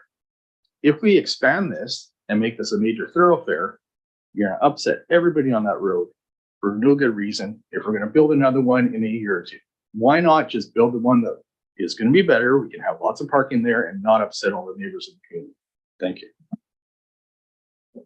Thank you for that. Director Ross, go ahead. Yeah, thank you for that, Director Boyko. I think the same way. I agree with the 39 residents of Willow Road and the Compton Road area. A parking lot in this location could open the door to other problems. As one Willow Road resident clearly pointed out, the proposed location is semi-secluded area, which can only be seen partially from the paved road. The resident also noted that there are problems that come with nighttime parking that could include littering, drinking, smoking, and an increased chance of forest fires. Public parking lots should be located in open public areas. I looked online at the Port Alberni Fire Department's Facebook page and found in the past month there have been 7 wildfires or brush fires in the valley. One in Redford Street in a bush area, one in the end of Cherry Creek Road, one in a forested area around West Coast General Hospital, another in Dry Creek Park, another bushfire on Harbor Road, 2 at the south end of the Redford extension that were outside of the city boundary. The homes on Willow Road are surrounded by tall trees. It's only a matter of time until a wildfire becomes an interface fire and involves buildings and forest fuel simultaneously. There are alternative locations for a parking lot that would not impact residential areas. Why not wait for the Cowley Road? I'm sure that the majority of people in Beaver Creek support the residents on Willow Road. Beaver Creek already has 2 parks that require ongoing maintenance and improvements, Evergreen Park and Nordstrom Park. Both of these parks are underutilized. McLean Mill National Historic Site is not far from this area, about a 5-minute drive. There's an extensive trail system extending from the historic site. The parking lot has space for about 40 vehicles. I walk the site at least once a week, and rarely are there more than 3 vehicles in the parking lot. On a related note, I see a map on page 175 of the agenda package that identifies the Crown land as a municipality or treaty land. So there's other issues there too. I'd like to honor the request that has been expressed by the 39 people who signed the petition. And I'd like to move to withdraw the ACRD's application to the Ministry of Transportation and Front Counter BC to enable the construction of a parking facility at the end of Willow Road and delete the Willow Road parking lot project from the parks plan. Thank you. Do we have a seconder? Thank you, Director Boyko. Further comments? Director Cote and then Director Sparrow. Thank you. Just looking at the report that's been put in front of us, and taking into account the petition and the comments from the community, that Willow Road doesn't seem like the appropriate area. And I've dealt with a lot of parking issues. Most parks do have parking issues. The communities don't like the parkades anywhere. I'm wondering about Cowley and Best Road, how it was considered by the community in the report. I don't really see where that is. I'm not in favor of parking at the end of Willow Road, knowing that the end of my road there, it's not a park, but it was a piece of land that a lot of people would go to, and parking is an issue. So with the community, because it's a dead-end road, there's a lot of partying, concerns about fire. In a more lit up area, I think is a better idea. But so does staff have any idea of how the Cowley Best Road area for parking was accepted? Thank you. Jenny, you want to take that and then we'll go to Dr. Sparrow? Yes, and thank you, directors, for all of those comments. The original purpose of doing the Willow Road parking access was to address so much of the concerns that we were having with the Willow Road residents because they were experiencing high levels of traffic. One of the key components in the open house in the survey when we were developing the Maplehurst Park Management Plan was looking at all those access points because we really wanted to know what's going to work best. And then, so the reason that Willow Road was projected is because A, it was cost effective, it was right there, it would alleviate some of the traffic congestion. And then long-term best solution is Cowley Best Road. And I think we still support that recommendation. And I think that that is fair if we want to focus on the long-term solution. If there's a resolution on the floor, we can move forward with that. Good night. Dr. Sparrow. Thank you. So yeah, the residents of Willow, I know them quite well because it's sort of my neck of the woods and they get them quite often. So they have conveyed that the traffic situation has lessened since COVID has lightened up. So it's not as many cars down there, and I've been under a lot yet. There's a lot less cars than there was 2 years ago. And they're not in favor of the parking lot. From what I'm hearing, they're in favor of leaving the way it is. So we'll see how that goes. The other part is the Cowley Best thing. There's no real houses around that area. It's an intersection, and the nearest house is probably 500 feet away. It's quite a ways away. And it is trails go down. The people used to go fishing down there. They still do. So it was the roadway, we'll call it, the generous term, and then it's been let go over the years, and it make actually a secluded spot where nobody can really bother anybody. But there may be other issues, like you said, with being secluded spots. But so that's the two areas there. But yes, they're not happy with the parking lot on Willow Road far as I know. Okay, that's fair enough. What is the parking at Willow Road like? Is it just on the side of the road kind of thing? Is Willow Road favored because it's closer to a part of the park that people are interested in, or is the long-term solution more of a thing? Like, is it equidistant? Like, those are the things that I'm wondering about. The Willow Road, it's the closest access, and it's the access that people are accustomed to doing. But ironically, our park is sort of an island. You have to trespass over Craigland to get to the park anyhow. So it's, I think, a lesson learned for the future for us all. If you're ever considering new parks, make sure parking goes in exactly when the park goes in, because if people are going to access the park, they need to have a way to access the park. So this was gifted to us. And so we've taken it over, and now we're addressing this outstanding problem.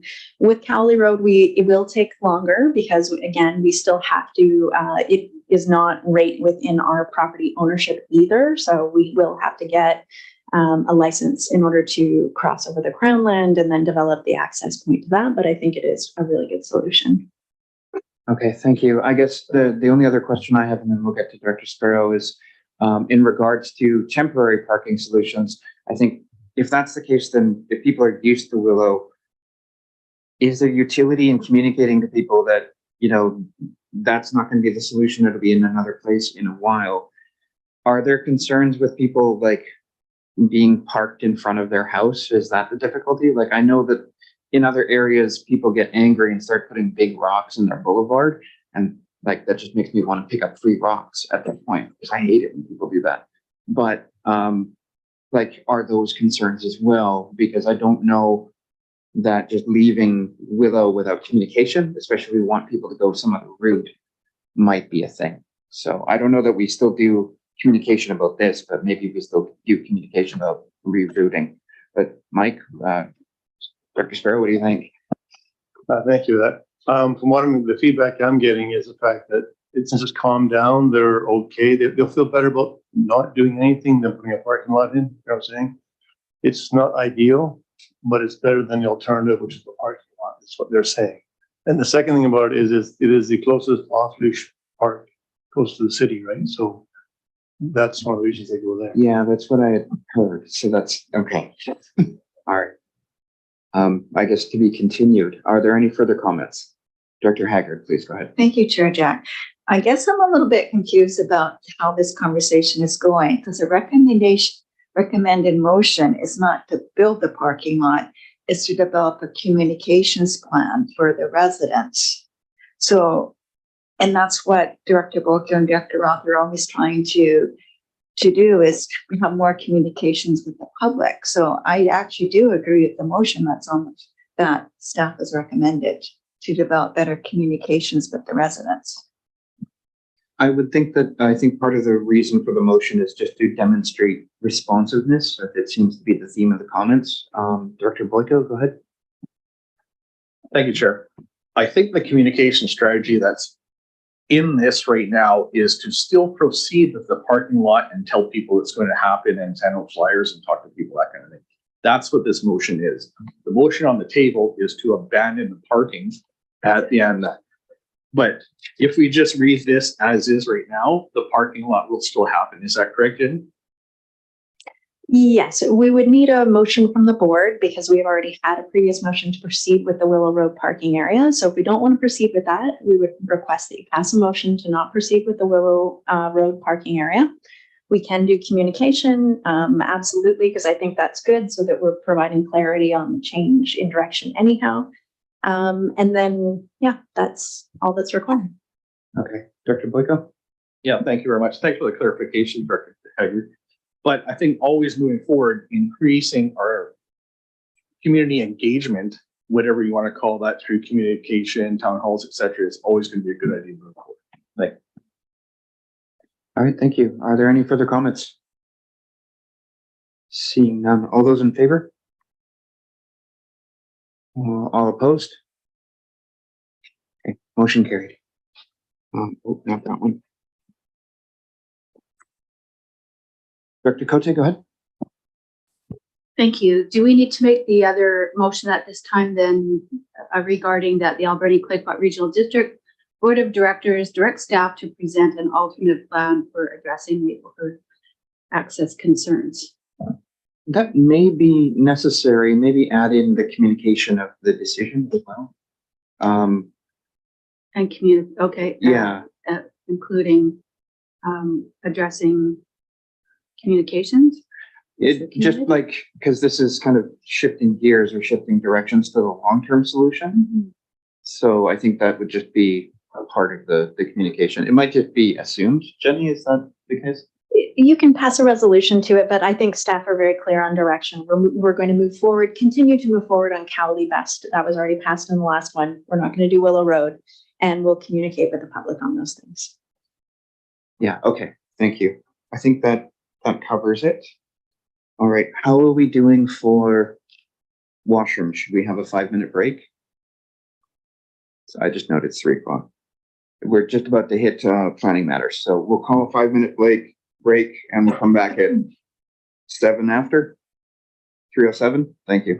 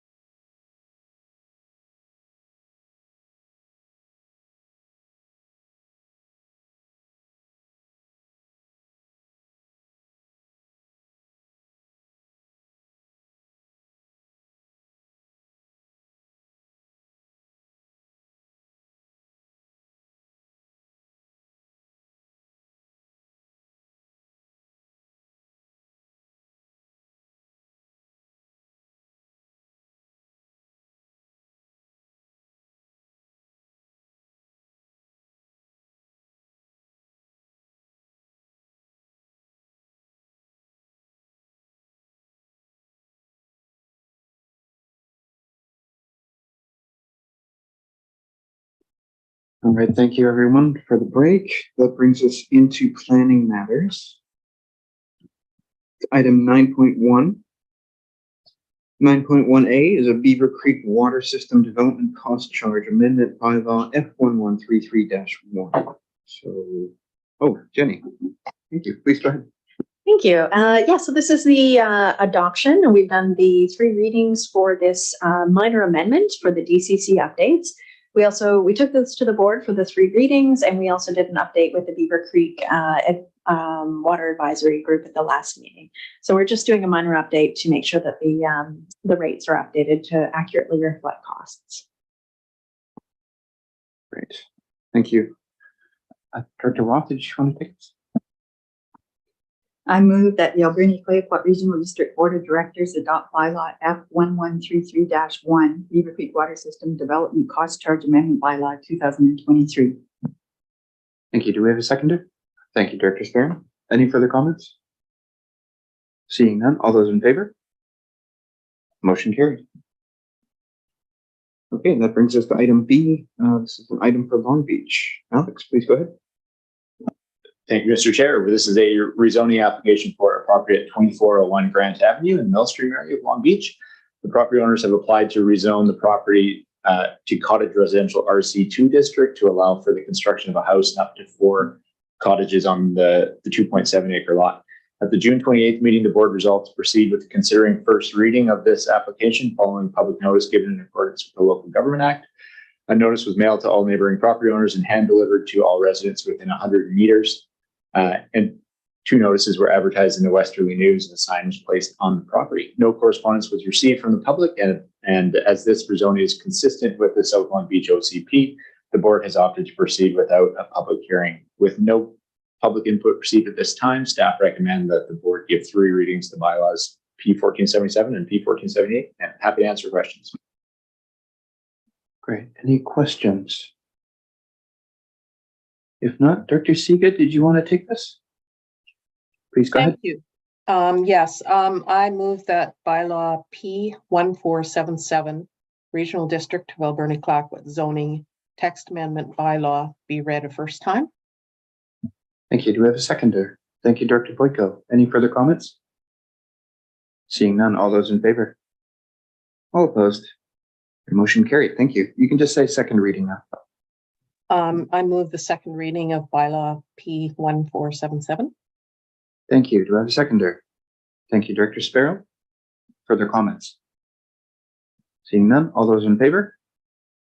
Motion carried. Thank you. I move third reading of bylaw P1477. Thank you. Do I have a seconder? Thank you, Director Boyko. Comments? Seeing none, all those in favor? All opposed? Motion carried.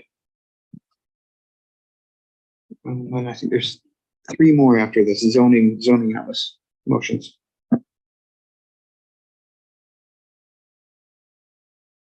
Director Siga, oh, you're muted. You're gonna have to do the zoning atlas motions as well. And I was just wondering if Alex wanted to speak to any of these. As far as I know, there hasn't been any public feedback. Yes, that's correct. The 2 bylaws are associated with one another, and there has been no public feedback received after the notices went out. Thank you. So I move that bylaw P1478, Regional District of Alberni Clayoquot Zoning Atlas Amendment Bylaw be read a first time. Thank you. Do I have a seconder? Thank you, Director Cote. Any further comments? Seeing none, all those in favor? Motion carried. Thank you.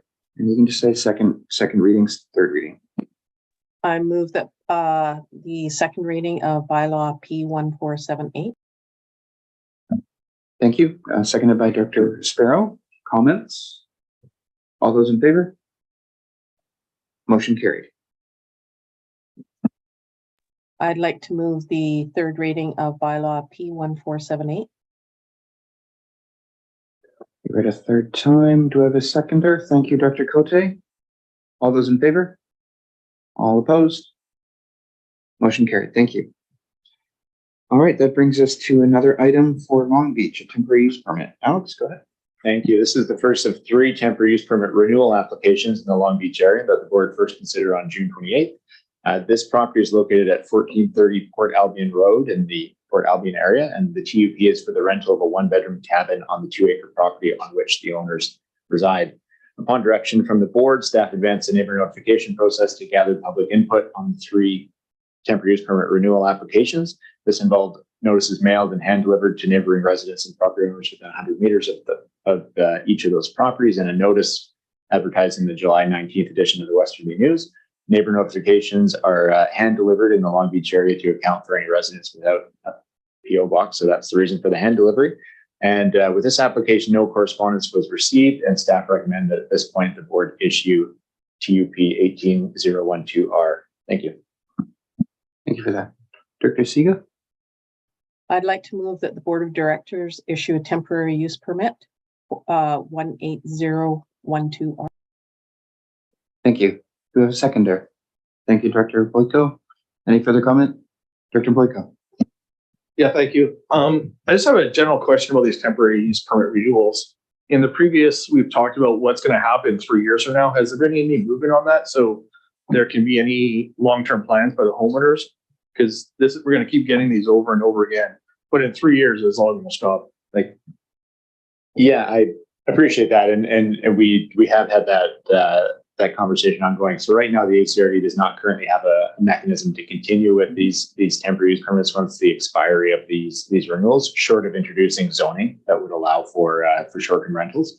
There may also be an option to apply for a similar TUP for a similar use, but that is not something that we've confirmed yet.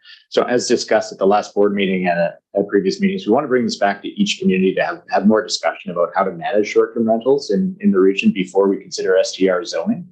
The housing crisis, I would say, has deepened since the board last considered the short-term rental policy in 2018. And I think it would be prudent to have a public conversation around how to move forward with STRs that is both flexible to the property owners and the operators of these, and also sensitive to residents in the area. So, and then we also expect that the province will be introducing new tools by the end of this year. They've teased some legislation that will be coming. So, staff will report back to the board on with recommendations on what to do with that policy once we have a bit more information in place. Director Cote? Thank you. My question was around the province, but you're saying that they may be coming up with something because our community is not the only one that has this issue going forward. Thank you. As part of their housing initiatives, the province has indicated that the next round of legislation will include some additional tools to help manage STRs. I don't know what that looks like yet, but we'll certainly monitor that and report back. Thank you. Any further comments? Seeing none, all those in favor? Oh, sorry, Director Siga, you had a comment, or are you voting? No, I just wanted to say that the temporary use permits are very prevalent in my neighborhood, which is outside of the town of Ucluelet. And a lot of the people who are resident and have temporary use permits, it allows them to keep up with the cost of living with the downturn in the economy. So I think what I'm trying to put forward is if a person is living on site and looking after the TUP, I see that as quite different than a non-resident owner applying for a rental permission. Thank you. Okay, thank you. With that, any further comments? Seeing that, all those in favor? All opposed? Motion carried. Thank you. All right, that brings us to item D. Alex? Thank you. This is another temporary use permit renewal application for a property in the Port Albion area. This one located at 70 Sutton Road. Property is a 2.3 acre lot with an existing house that has an attached accessory dwelling unit within the main home. The TUP renewal would allow for the continued rental of that attached suite. The neighbor notification process was completed and no correspondence was received, and staff recommended the board issue temporary use permit TUP 18019R. Thank you. Thank you. Dr. Siga, do you want to take this? Yeah, I'd like to move that the Board of Directors issue a temporary use permit TUP 18019R. Thank you. Is there a seconder? Thank you, Director Boyko. Any comments? Seeing none. All those in favor? All opposed? Motion carried. Next item is same thing. Please go ahead, Alex. Thank you. This is the third and final TUP renewal application in Long Beach. This property is located at 244 Albion Crescent in the Millstream area. The application would allow for the continued rental of the house on the property. The neighbor notification, again, with this one was completed and no correspondence was received from the public, and staff recommend that the board issue the TUP. Thank you. Thank you for that. Director Siga, go ahead. I'd like to move that temporary use permit renewal for TUP 19013R.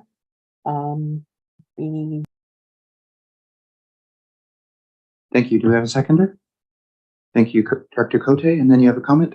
I do have a question through the chair to staff. These are renewals.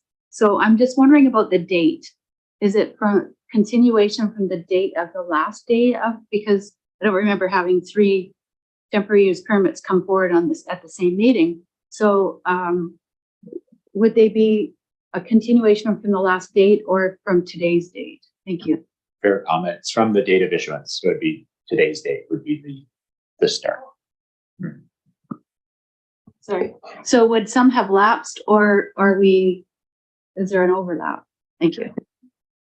Some have lapsed, yeah. So in the Long Beach area where the previous version of the OCP only supported a 2-year window for temporary use permit applications, many of these applicants have applied before the expiry of their permit, and they were held by staff until the OCP was amended to allow for the 3-year window. So that would be why the years don't line up on some.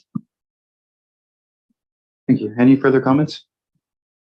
Yes, none. All those in favor? All opposed? Motion carried. All right, that brings us to item F, which is a Beaver Creek item. Alex, go ahead. Yes, sorry, I forgot to make note on the actual thing. So we'll wait a few seconds. Okay, Alex, please go ahead. Okay, thank you. This is a development variance for a property located at 5432 Bigwood Road in the Beaver Creek area. The property owners are applying to reduce the side and rear yard setback for accessory building from 15 feet to 3 feet to allow for the completion of a 280 square foot garage. At the last board meeting, the board resolved to proceed with the neighbor notification process for this application, which includes notices mailed to property owners and residents and within 100 meters of this property. That process has now been completed and no correspondence has been received. At this time, staff recommend that the board issue the development variance, and we're happy to answer questions. Thank you. Thank you. Director Roth? Yes, I'll move that the Board of Directors issue development variance permit DVE 23003. Thank you. Do we have a seconder? Thank you, Director Boyko. Any further comment? Seeing none. All those in favor? All opposed? Motion carried. Thank you. Next item is item G, rezoning application for Beaver Creek, but we'll wait for Director Spirit to return.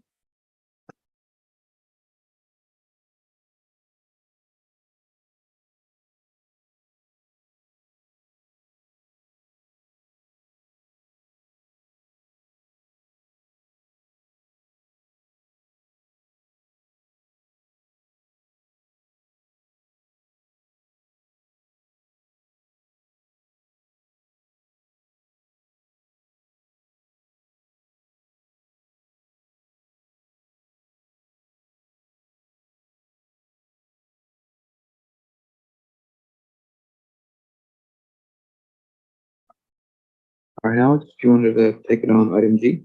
Absolutely. Thank you. This is a rezoning application for a 14-acre property along the Somas River located at 5750 Falls Street. The applicants intend to rezone the property to a site-specific campground commercial C8C district in order to develop a 100-site campground, associated amenity facilities, and 2 caretaker dwellings. The property owners would intend to regrade a large area at the east half of the property, where the campground would be located a minimum of 60 meters from the river. This application also involves an amendment to the Beaver Creek OCP to redesignate the property to commercial use. Now, staff have highlighted a number of recommended conditions to be satisfied as part of this rezoning application. These aspects include support from the Secwepemc First Nations, limiting the campsites to a flood construction level recommended by a geotechnical engineer, and confirmation that the site is safe, agreement to service the development with Beaver Creek Water, confirmation of on-site sewage disposal capacity, a traffic study considering the impact of the development, and a commercial access permit issued by the Ministry of Transportation. There would also be a public hearing process involved with this rezoning. So the Beaver Creek APC considered this proposal at their July 10th meeting, where the APC passed the motion to support the application as presented and further recommend that the applicants consider options for longer-term residency within the campsites. I would highlight that presently the applicants envision the development as a tourist-focused and seasonal recreational campground, but there are options that they could pursue for longer-term, more seasonal staff accommodation, for example. So, provided the technical conditions that I've highlighted can be achieved, staff are initially supportive of the idea for an appropriately serviced campground located close to community services and the recreational amenities that we have in the community, given the need for additional campground capacity in the valley. And then finally, recognizing all of the technical aspects to be considered as part of this proposal, staff have presented a recommendation for the board to require additional information from the applicants prior to considering the bylaws for first reading. And that would be to indicate that there's initial support from the First Nations and to provide initial professional recommendations from the for water, sewer, and geotechnical servicing. And I'm happy to answer any questions that anybody has on this one. Thank you. Great, thank you. Susan, did you want to? Okay, I move that prior to considering the bylaws for first reading, the board require additional information from the applicants to indicate support in principle from First Nations and to provide initial water, sewer, and geotechnical safety recommendations for servicing the campground development. Thank you. Seconded by Director Cote. Any further comments? Seeing none, all those in favor? Oh, sorry, Director Siga. Did you have a comment? Please go ahead.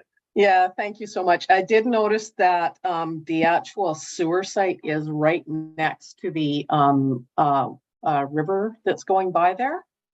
And so I think they have to be very clear what the intent of the campground is. If it's seasonal, it will have probably different sewage requirements than if they plan on having full-time RVs parked and using that sewer system. Alex, go ahead. Yeah, for sure. So the area where they intend to locate the sewage system would be about 75 meters from the natural boundary of the river. But so the requirement to engage a registered on-site wastewater practitioner to assess the capacity of the system would account for that. And I would also highlight that there is a threshold that a registered on-site wastewater practitioner can review under the island health regulations, and that's 22,700 liters per day, after which the Ministry of Environment gets involved. So that and that's regulated under the Environmental Management Act. So it's right near that threshold, and I expect that we will be relying on professional engineering advice on how best to handle that. Thank you, Director Boyko. Yeah, Alex, thank you, Chair. As someone that goes through this and knows a little bit about it, the requirements when you do get to seasonal occupancy, it does drop down. So it is a factor that will come into play here. I think having an organized campground as opposed to having people staggered all over the valley, which currently exists, and the new unorganized campground that has popped up on Josephine Street as opposed to 4th Avenue, having these people in a place would be a great thing. And I support it. Thank you. Thank you, Director Boyko. Any further comments? Okay, seeing none. All those in favor? All opposed? Motion carried. Thank you. All right, and that brings us to item H. Please go ahead, Alex. Thank you. This is another rezoning application in the Beaver Creek area. This one is for the property at 6399 Walker Road. The property owners intend to rezone the 4-acre property to RA3 district in order to accommodate a 3-lot subdivision. The rezoning complies with the policies and objectives of the Beaver Creek OCP already, and as such, staff recommended that the board proceed without the public hearing and that regional district receive public input through neighborhood notification. So at the June 28th meeting, the board resolved to do that, to proceed with considering first reading of this application following public notice, which included the neighbor notices, 2 ads in the newspaper, and a sign placed on the property. There was one letter of correspondence received from the public that expressed concerns about the addition of more houses to this property. That's the letter that is included as a late item for your consideration. I would highlight that the rezoning complies with the densities supported in the residential use designation in the OCP, and if the rezoning were to proceed and the subdivision were to proceed as applied for, that it would generally fit within the character of much of the neighborhood there. So staff have presented a recommendation that the board give 3 readings to bylaw P1474. And if the board proceeds, the next step for the application will be to send out a technical agency referral request and satisfy any conditions of approval before staff present the bylaw back to the board to be considered a final time. Happy to answer questions. Okay, thank you. Dr. Roth and then Dr. Boyko. Through the chair to staff, I'd like to know if we can move back to a public hearing and perhaps go back to the applicant to address the concerns that were just given to us today.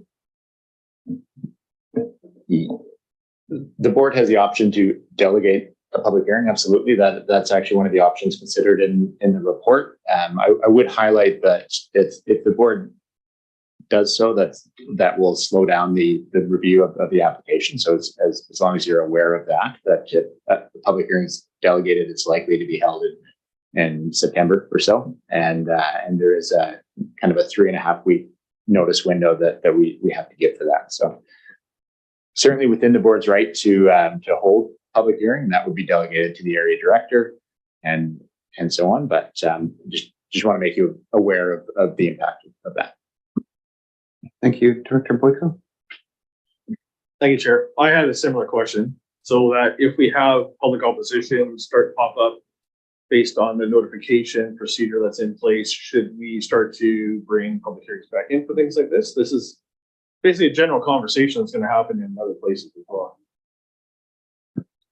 Okay, is this one where it fits with the OCP? Yes, this one complies with the OCP already. Okay, and just as long as that's taken into account as well.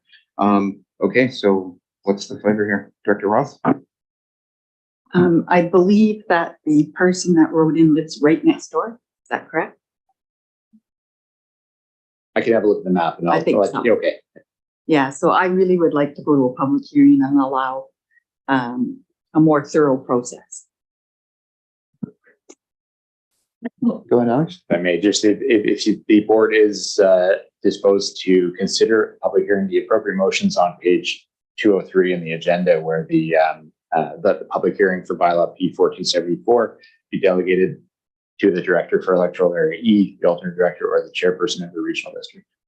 Thank you. I'd like to move that. There, is there a second? Thank you, Director Boyko. Any further comments?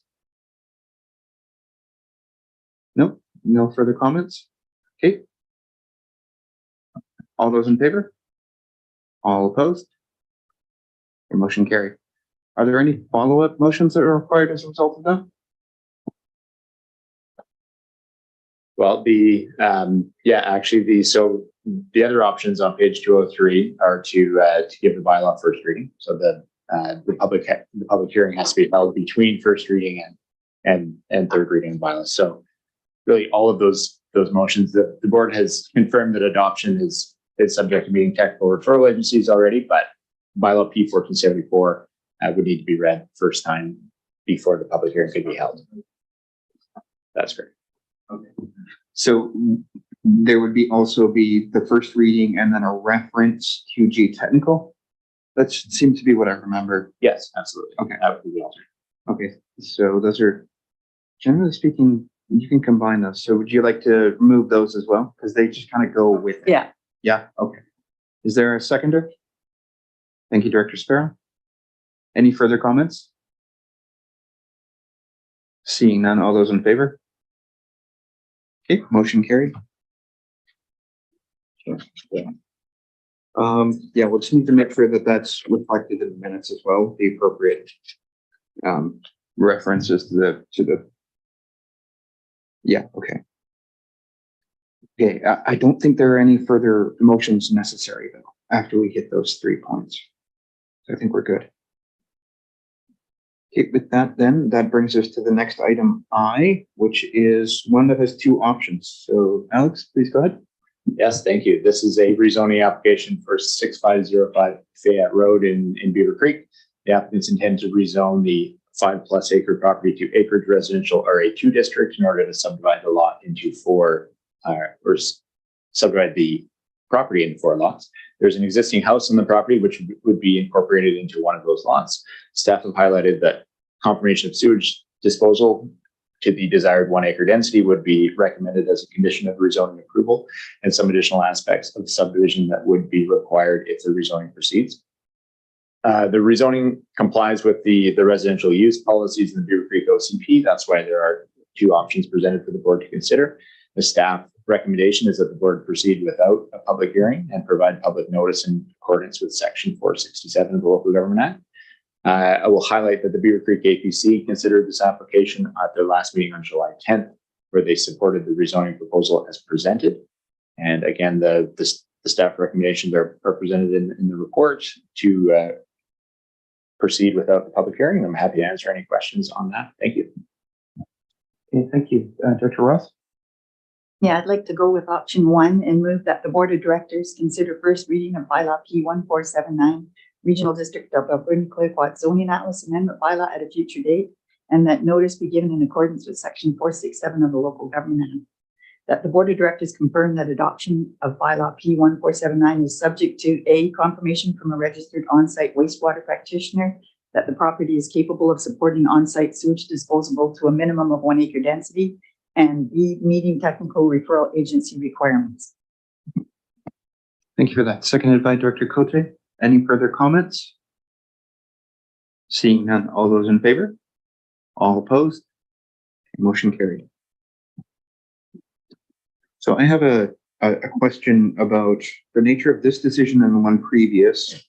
Is it just a difference in the type of property it is that we don't have a reference to on-site wastewater practitioners for the first one, or is it just kind of covered off? The first one submitted their application with an assessment from the wastewater practitioner already. Yeah, absolutely. All right, thank you. Okay, that brings us to item J, which is a rezoning application for Cherry Creek. Please go ahead. Thank you. Yes, this is another rezoning application. This one in the Cherry Creek area on Old Nanaimo Highway. The area to be rezoned to RA3 district is a 1.2 acre panhandle portion of the property located outside of the ALR, and the intention is to subdivide this portion at the intersection of Man Road off the larger 52 acre property, most of which is within the ALR. The rezoning complies with the policies of the Cherry Creek OCP. The board considered this application for a first time as well on June 28th and resolved to consider first reading at a later date following public notification. That notification process has been completed. Newspaper ads were in the Alberni Valley News, and sign was placed on the property, and no correspondence was received from the public relating to this rezoning. So at this point, staff recommend that the board give 3 readings to bylaw P1479. Thank you. Thank you for that. Mike, did you want to take this? Yeah. Sorry, Director Sparrow. You just threw me out. It's 1479. What? Sorry, my notes are getting convoluted. P1472. Thank you. Thank you. You see what I was looking like? I'm missing the P. Okay. I'd like to move that the bylaw P1472 Regional District of Alberni Clayoquot Zoning Atlas Amendment bylaw be read for the first time. Seconded by Susan. Any further comments? Seeing none, all those in favor? Motion carried. You can just say second, third. Second time. Thank you. Seconded by Director Roth. Any further comments? Seeing none, all those in favor? Motion carried.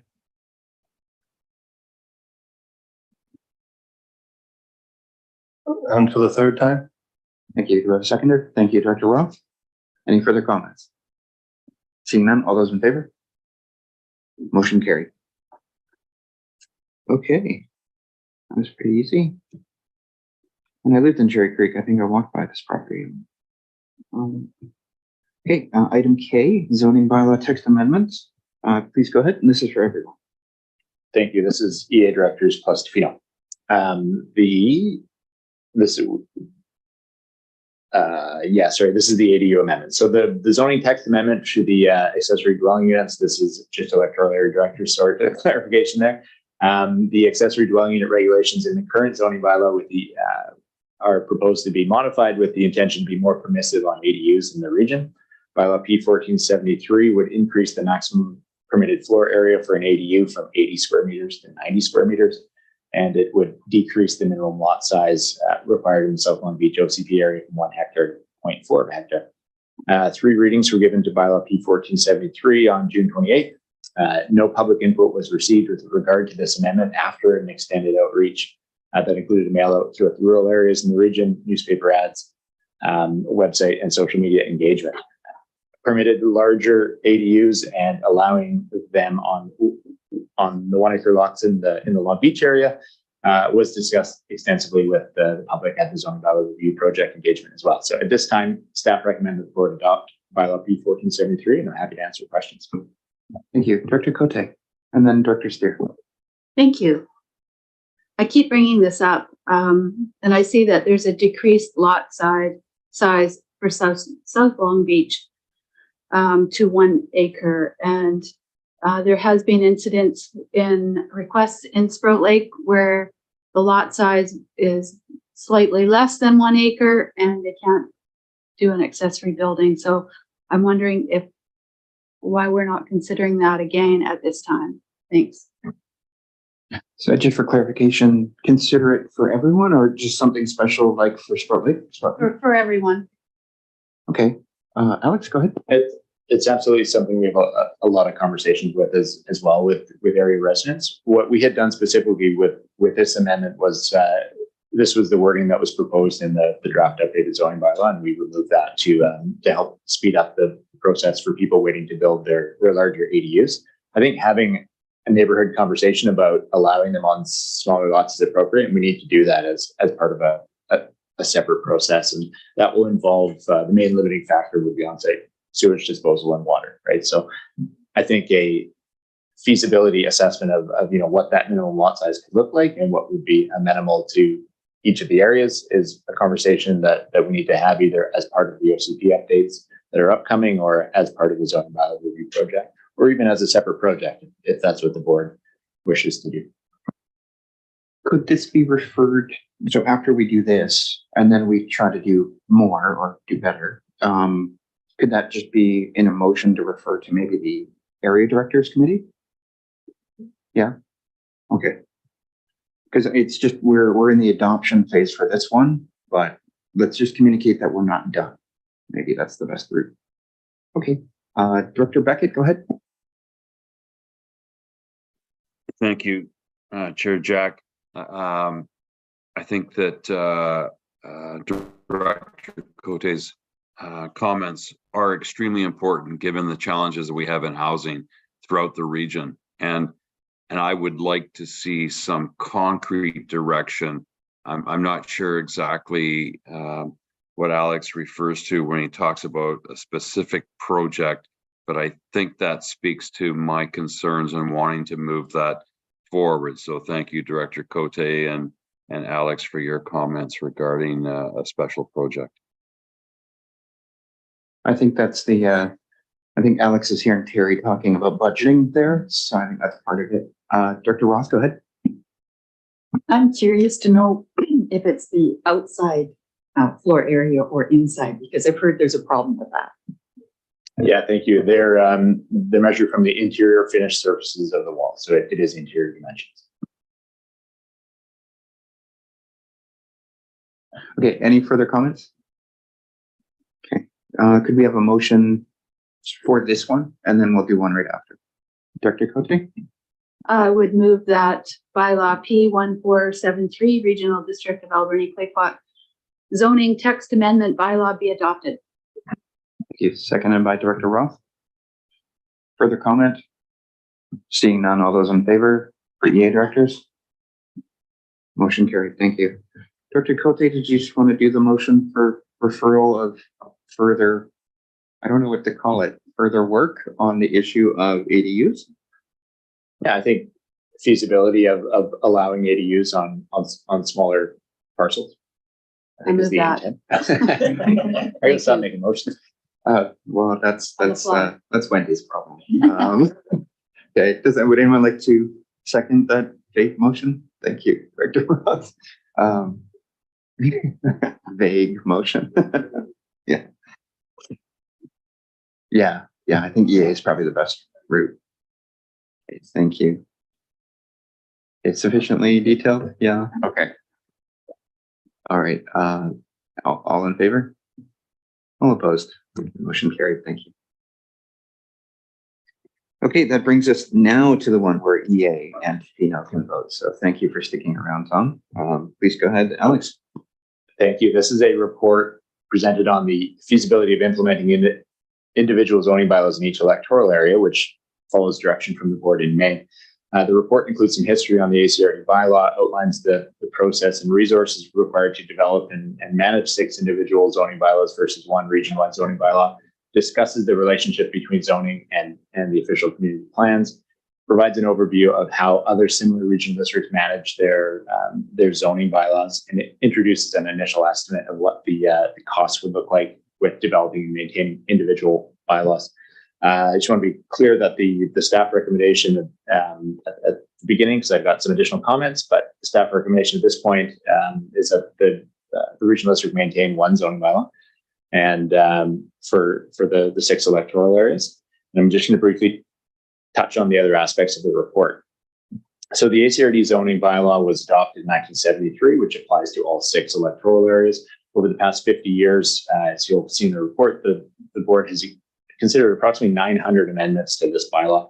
The Local Government Act provides the authority to establish individual zoning bylaws, if that is what the board would like to pursue. And there are other areas of the province that have multiple zoning bylaws like this.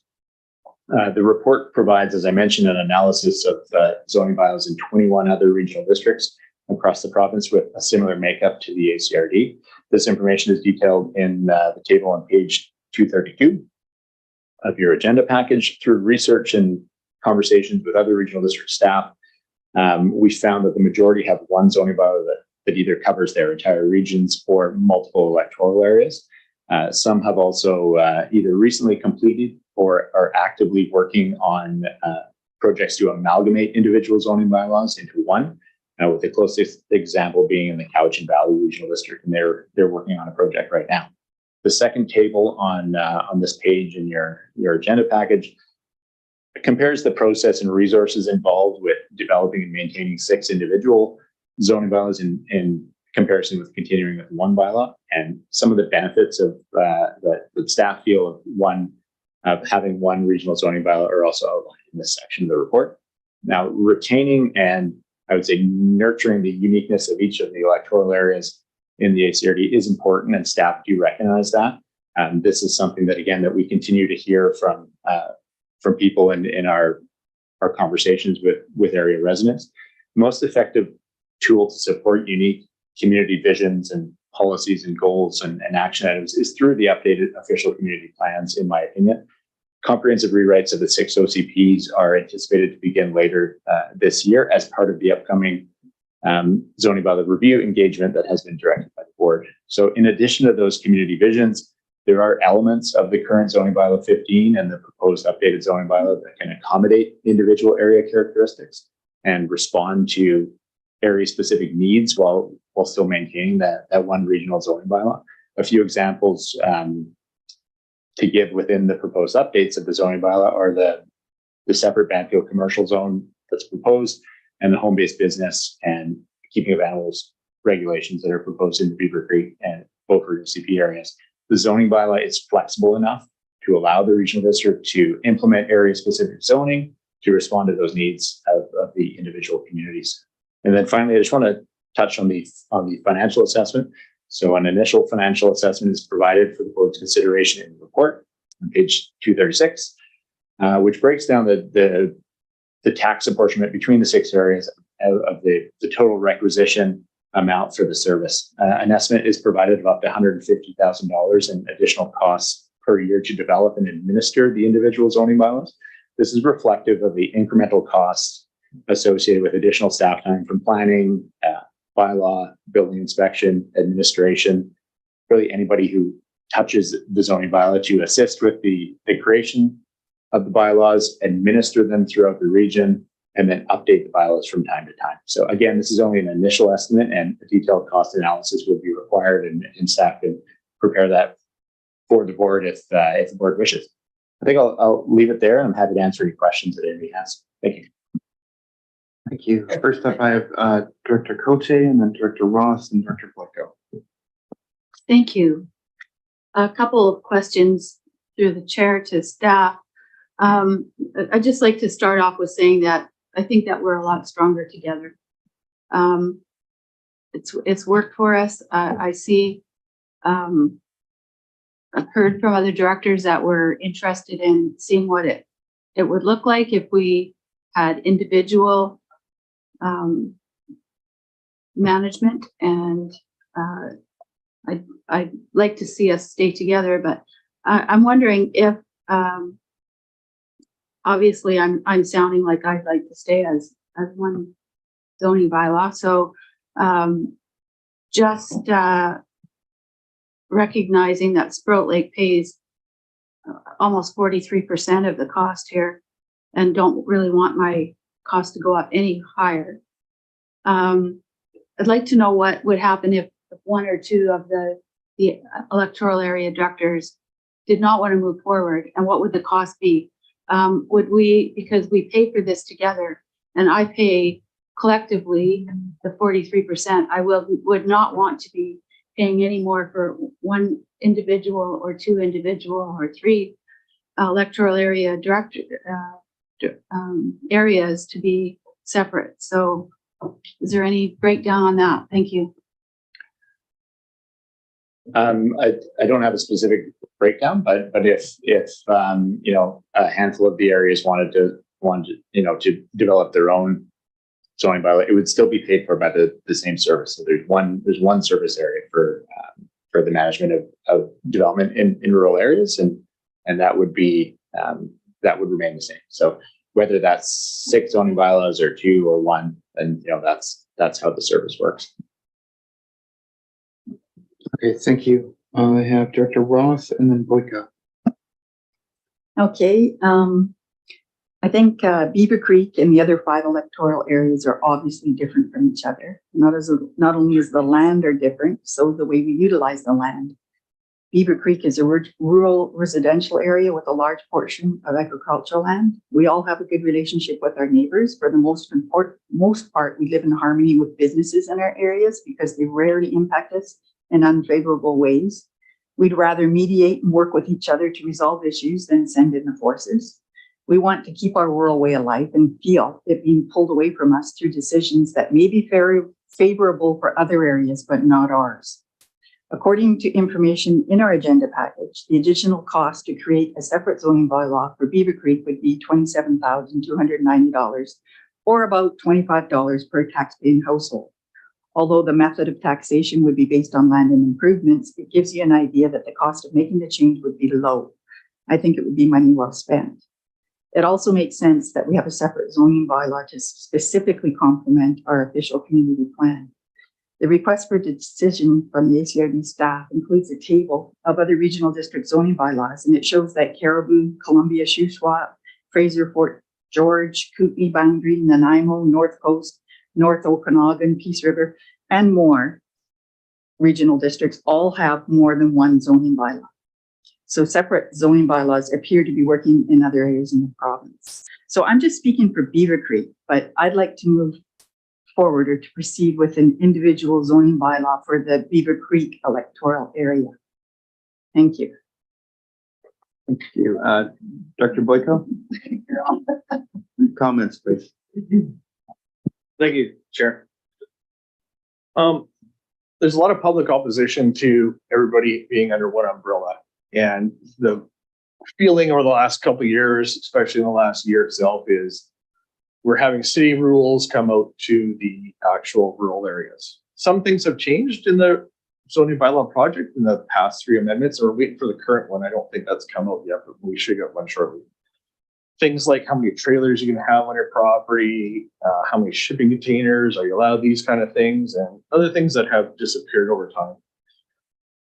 So when you talk to the public and when they show up at public hearings here, you can sense what people are feeling and what they want to see. And each area is different. Beaufort's different than everywhere else. We're more rural, but we're more agricultural. Our properties are bigger. A lot of the things in the zoning bylaw project only apply to 3 out of the 300 properties of Beaufort, right? That being said, there's a lot of things in there that go between different zoning areas. For example, docks. The docks in Sprout Lake and the docks in Banfield, one's salt water, one's fresh water. They should not be the same. They probably won't be the same.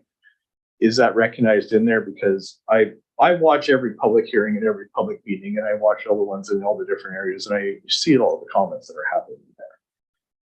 Should we have different areas for that? Potentially. I think this decision should be up to the people in each area, what they want to see. I am happy to hear that the OCP amendments will start in the next couple of months by the end of this year. People are looking forward to that. And the zoning bylaws and the OCP, these things are married together. So for each area, I think it should be up to what the people want. And if the electoral area director has good feeling of what the people want and has good public engagement through town halls or mail-outs or whatever they're doing, then they should be able to make a decision. Does all 6 areas need to have their own zoning bylaw? I don't know if that has to happen, or should we have 3 together in one and 3 separately? I don't think we can make the decision right now, but from the Beaufort standpoint, we would like to have our own zoning bylaws. And that's been communicated to me from the majority of the Beaufort residents repeatedly over time. That's all I would like to say. Thank you. Thank you. Next up, I have Directors Beckett and then Steer. Thank you. Similar to what Director Boyko just said, that my community has made it very clear that they are concerned about the concept of having one bylaw. I think that from my perspective, I would like to defer this matter, this motion, until we have that public consultation. And because I just don't have the confidence that my community would support this at this point in time. So I won't go into other rationale and the differences that our community believes would justify a separate bylaw. I'm just, at this point in time, I would not be able to support it. I would prefer to defer it until we have those public consultations and or begin the OCP process. And I know staff probably don't like to hear that, but that's my community's feedback. Thank you. Thank you, Director Beckett. Next up is Director Steer. Please go ahead. Yeah, thank you through the chair. I'll reserve my comments at this point. I think the electoral area directors spoke in a way that I was just going to add in a more generalized perspective, but I'll hold off those comments to a later date. Thank you. Since we've got 5 out of the 6, Director Spearhouse, do you have a comment? Go ahead. You didn't see my hand up, did you? I'm sort of split right down the middle in a way, right? I understand the value of having one bylaw when you're trying to build areas, and do things straight. It makes differences. I know I built my house, just a real quick story, and I want to get trusses, and they said, where do you live? And I told them I live in Alberni Valley. They said, where exactly in Alberni Valley? And they want to know because the regional district and the city and the process differently, even though it's only 300 feet away. So it does have kickback on weirdest things like that. So that's one of the options. The other one is there's a road out Cherry Creek area that you start out Cherry Creek and you go into Beaufort, and then the next house is Cherry Creek, and a little further along is Beaufort again. So as you make separate bylaws, both your neighbors will do things that you can't do because you happen to be in the little mix. So we can have separate bylaws, but we also make sure they're close enough together that we don't really confuse the neighbors as to why they can do things that you can't do, and the other neighbor can do the exact same thing as, you know what I'm saying? And that's the way the zoning areas are out there. But I'd have to defer to, like Bob said, do we get more back from the OCP so that people can understand what's going on and they can start to engage more like they're starting to now. So I don't think we have to wait for the OCP process. I think the zoning bylaw review project has engagement built into it, but I don't know what the timing difference is there. And since we've done almost everyone anyway, I'm just going to call on Dr. Siga if she wants to comment, and then we'll go back around. I would just like to comment that the areas do tend to be quite unique, and the residents tend to have strong feelings about their uniqueness. So I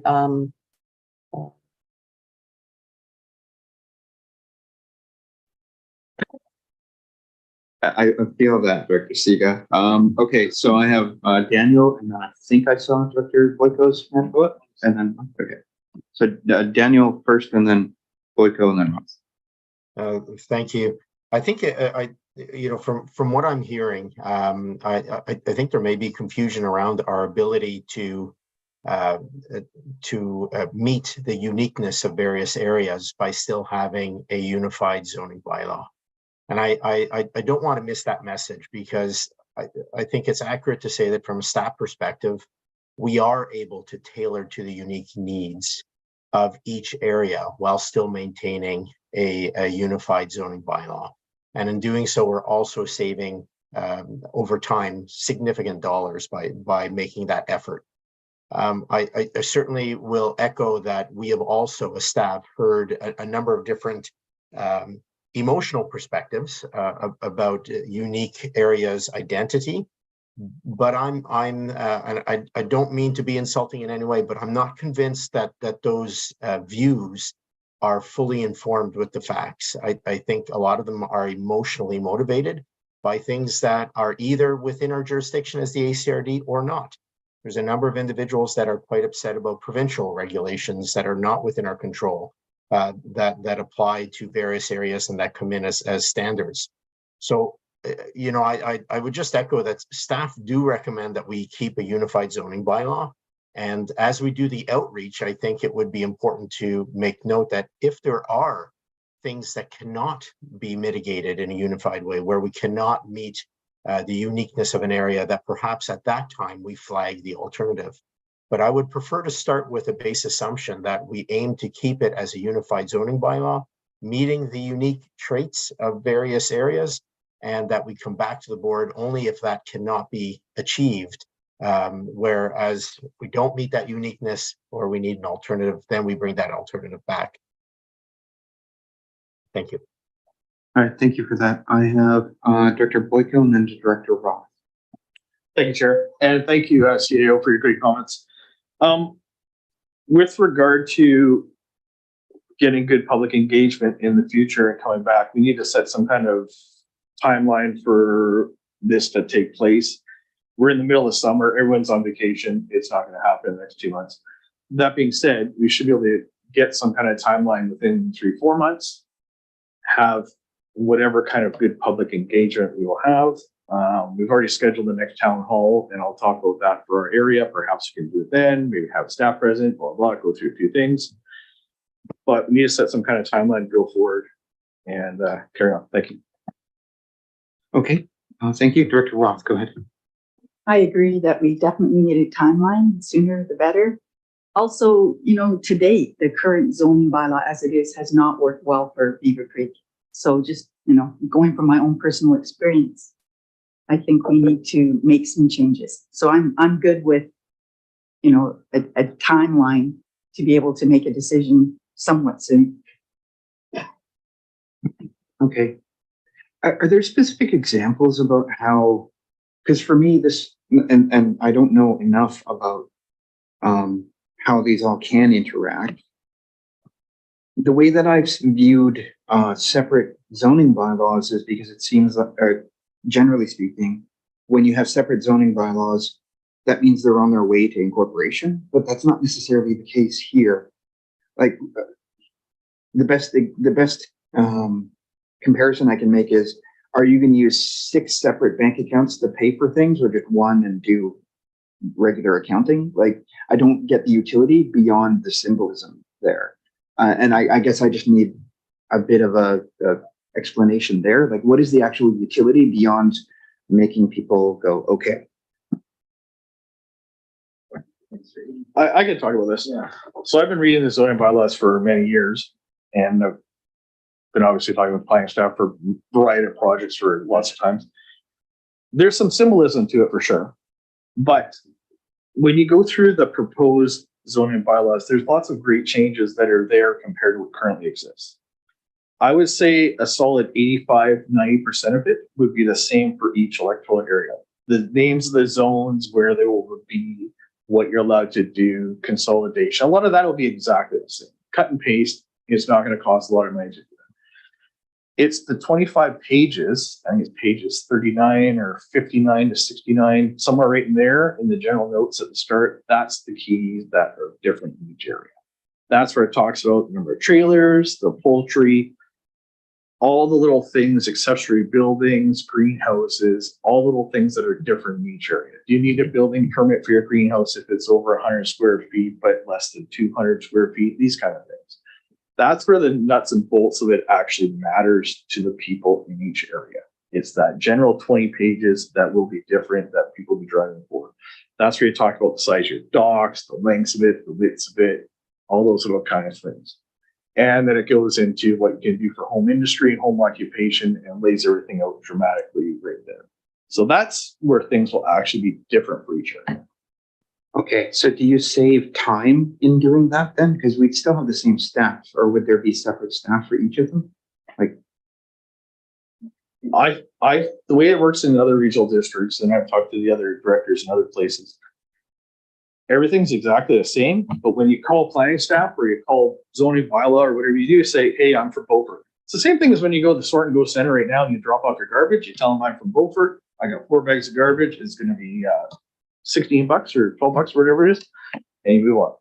So you call up and you pull up the zoning bylaw and it'll say exactly what's in there. I don't see a lot of change from staff perspective, besides having to look up what area you're in. okay. Alex. Yeah, Alex, please go ahead. No, thank you. And you know, I just wanted to jump into the conversation there that, you know, one of the aspects that we've touched on in the report is that, you know, administering and updating bylaws, multiple bylaws from time to time will be more inefficient for staff. And you know, it'll be harder to interpret for, like I said before, anybody who really touches the zoning bylaw, whether that's planning or the building inspectors or the bylaw enforcement officers, if the you know, the nature of the regulations are different amongst the different areas. It also increases the risk of misinterpreting the zoning in one case. So if something's allowed in Beaufort, but somebody picks up the wrong bylaw and they look at Beaver Creek and we issue a building permit for something that's not allowed, and they might be similar named zones, you know, there is a risk of doing that, and it will take staff longer to review those types of applications to make sure we're interpreting the bylaw consistently and efficiently. And I just wanted to touch on a couple things that we discussed, the timelines. The board has directed some engagement on the zoning bylaw review project already, and the timeline that we're looking at for in-person open houses is this fall. So we're looking at September and October, and we've spoken to many of the electoral area directors about that. So you know, this could certainly be something that's included within that, and there's some online engagement that's planned as well. So we can you know, we can have that conversation with the area residents. But I think it's important that if the board is considering deferring this and getting some more engagement on what this looks like and why. I think it's important that that we get a clear understanding of what the issues are with maintaining one regional zoning bylaw and how those issues could be resolved by developing individual zoning bylaws. So is it a difference between areas, or is it a difference between rural lots and residential lots? Because I know that a lot of the concerns we've heard are things like parking and keeping of animals. And on rural lots, which there are in every area, there are no regulations for that currently, and there's none proposed. Whereas in the residential lots, the rules are a little bit more strict because they're smaller lots. And again, those are sprinkled throughout each of the electoral areas as well. So I think that, you know, we need to be aware of what the issues are and get a clear understanding of exactly what it is that residents want to achieve with adopting and implementing and moving forward with individual zoning bylaws. And then that needs to be considered throughout the public engagement and then also through the board's decision-making following that engagement. Okay, thank you. I have Director Cote and then Director Roth. Oh, you okay? Good. Thank you. So changing the bylaws is going to affect, I think, a lot more than just the bylaws. I think that shared services, there's going to be a lot of rewrites. It's not just a matter of a paper, flipping across, okay, we're doing it this all the same. It's going to be a lot of extra paperwork. It's going to be a lot of extra work for staff. We're trying to make things more efficient, and I think that this is definitely going in the other way. There's a lot of things that are regulated by the province regarding our zoning bylaws that we can't change. And I just like to point out that we've been going through a couple of years of consultation with the public. We had brought all of this zoning bylaw. It's been 3 or 4 years now that we've been working on this. And it's quite disappointing to me to have a new board come forward and say, we're going to throw the baby out with the bathwater, basically, because not happy with how it's finalizing. I understand that there's issues, and it seems to me that staff have been addressing it by saying that we're going to go back to public consultation. But turning this around to making it to 6 different zoning bylaws, every area having their own, I think that's taking it a little bit to the extreme end that we don't need to be at. The cost is going to be exponentially higher.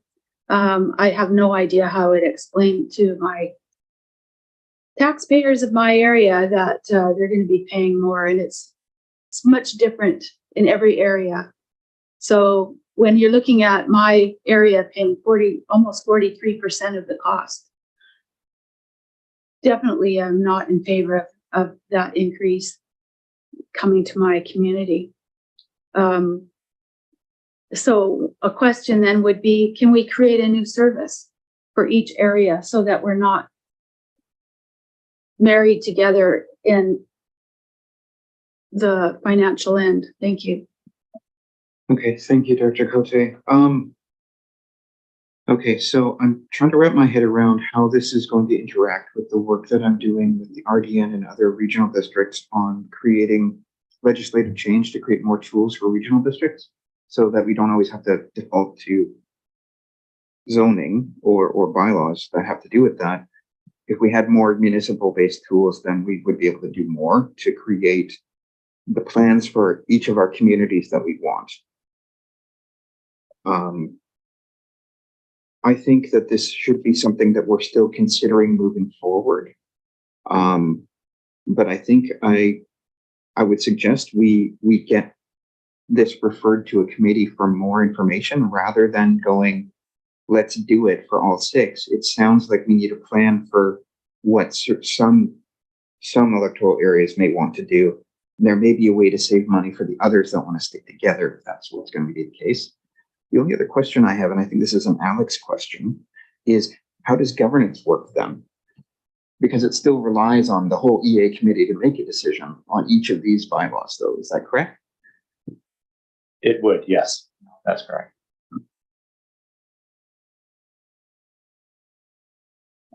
Okay, this is just outlining some of the difficulties in the way that all of this is put together by the province, because it seems like there's a need for more tools for each of our constituents to do what they want by their own folks, right? And so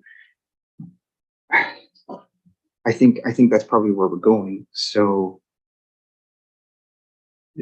I would suggest maybe we go with the option one, defer a decision until we figure out what this looks like with the engagement. And maybe refer further details to the EA committee to kind of come back with what that actually, like what's intended actually looks like first. Director Roth? Are you talking with the OCPs, like, or are you talking in general with the engagement? Just in general, like we can harness the engagement to figure out not only what, say, Bamfield intends, but like, I don't think it's going to end up having 6 separate individual zoning bylaws. I think there may be 2 or 3 plus the rest, and then they'd be together. I don't know. It just seems like that saving of the money might end up happening. And it just seems like we would just need some process and people working on it, because I think folks would just need to know what the plan is after that change. Go ahead. The other areas that were shown on the table, they didn't necessarily, like, I don't like the idea of 6 either. They didn't necessarily have each one for each electoral area. But they had more than one. Like one of them had it for the lake area and one had for the agricultural areas. It was split up in different ways. So, I mean, it doesn't have to be 6, but we definitely need to make some changes because what we're doing now isn't working. Okay, so let's refer this to EA committee for further plan of what that looks like, because it seems like it needs to be hashed out. Like I'm trying to understand where it could go, and it could go very in different permutations, because there are areas in other places where they do have separate zoning bylaws because of the geography, or because of the, like what Alex was talking about, the differentiation between rural and suburban, because I can see that happening in Beaver Creek. There are suburban type neighborhoods in Beaver Creek, right? And they may have different values and expectations than the rural. So that's part of it. So I just looking for some way to get this to a point where we have more information, all of us. Director Beckett? I've heard very clearly from staff and from Daniel that they have full confidence that, you know, we can address our community's specific needs, and that could be addressed during the consultation period this fall. So I would make the motion that you've just alluded to, Mr. Chair, that this be deferred and deferred and referred to the electoral area directors to hammer something out and bring something back to the board. We want to put a time frame around that, Director Boyko, like by a certain time? So like December at the very latest? Through the chair, yes, I agree on that. It comes down to each electoral area having good engagement with their people. Whatever form that is, reach out, talk specifically about what's happening with the zoning bylaws. Yes, it's been going on for 4 years. Yes, we're not done, but there's reasons for that. It was not a one size fits all. If you look at what was proposed back in March of last year and what changed with the red line edits to the October edition, there's major things wrong there and that have been fixed, and it's getting better over time. But we're not at a point where say, yes, stamp it, let's move forward. But within the next couple of months, each electoral area director should have some kind of engagement with their people through their association or mailouts or whatever to figure out what they'd like to see and what's important. But we need to have some kind of timeline to keep this thing moving forward. Thank you. Yeah, is it possible to come up with an enumerated list of the things that should be changed for each region or each area as well, right? Like, I think that's kind of the meat of the matter, right? Like I said, I'll look up exactly what pages and let everybody know, but it's only really 20 pages. That's the meat and potatoes that will be different for each area. Okay, yeah, just seeing that for each area would be important. Director Siga, you had your hand up. Did you still want to speak? No? Okay. Do we have a seconder for the motion? And we'll add December 1st as the deadline? 31st? December 18th or whatever the Friday is. Yeah. Director Cote? Thank you. So I would like to make sure that the public engagement has staff participating in it, because I want to make sure that what's recorded and staff have the answers to a lot of questions that could come forward. So I want to make sure that staff are involved. Thank you. Yeah, I think that would be based on recommendations from the EA committee, like what the approach would be, like that needs to be hashed out. And I just don't think the whole board is here for that. I think some folks are maybe nodding off. Director Roth and then Alex. I just would like to agree with the December 1st deadline. Okay. Yeah, and speaking on the timelines, staff do anticipate leading engagement, in-person engagement with each of the areas, like I said, over the fall. So we had given a timeline of reporting back to the board following that engagement at the end of November. So I think a report in December is appropriate. That would look at the conversations we're having around the updated draft zoning bylaw, the initial conversations around the comprehensive updates on the OCPs, which would be a part of that in-person engagement, and then as well as the options to consider individual zoning bylaws and what that would achieve in doing so, what that would resolve from each area. So we can certainly include that as part of a report back to the board before the end of the year. Okay, thank you for that. Okay, Director Boyko? Just quickly, those 20 pages, thank you, Chair, are pages 28 to 48, sections 3.1 to 3.20.11 in the October 22 draft zoning bylaw for everyone's reference. Thank you. Okay, so I'm hoping to see something out of the EA committee in terms of an approach, work plan, all that kind of stuff. And then we'll see what that looks like by December. Are there any further comments? Seeing none, all those in favor? All opposed? Okay, motion carried. Alrighty, that brings us to 9.3A, which is the development procedures and fees bylaw P1480/2023. Thank you for that.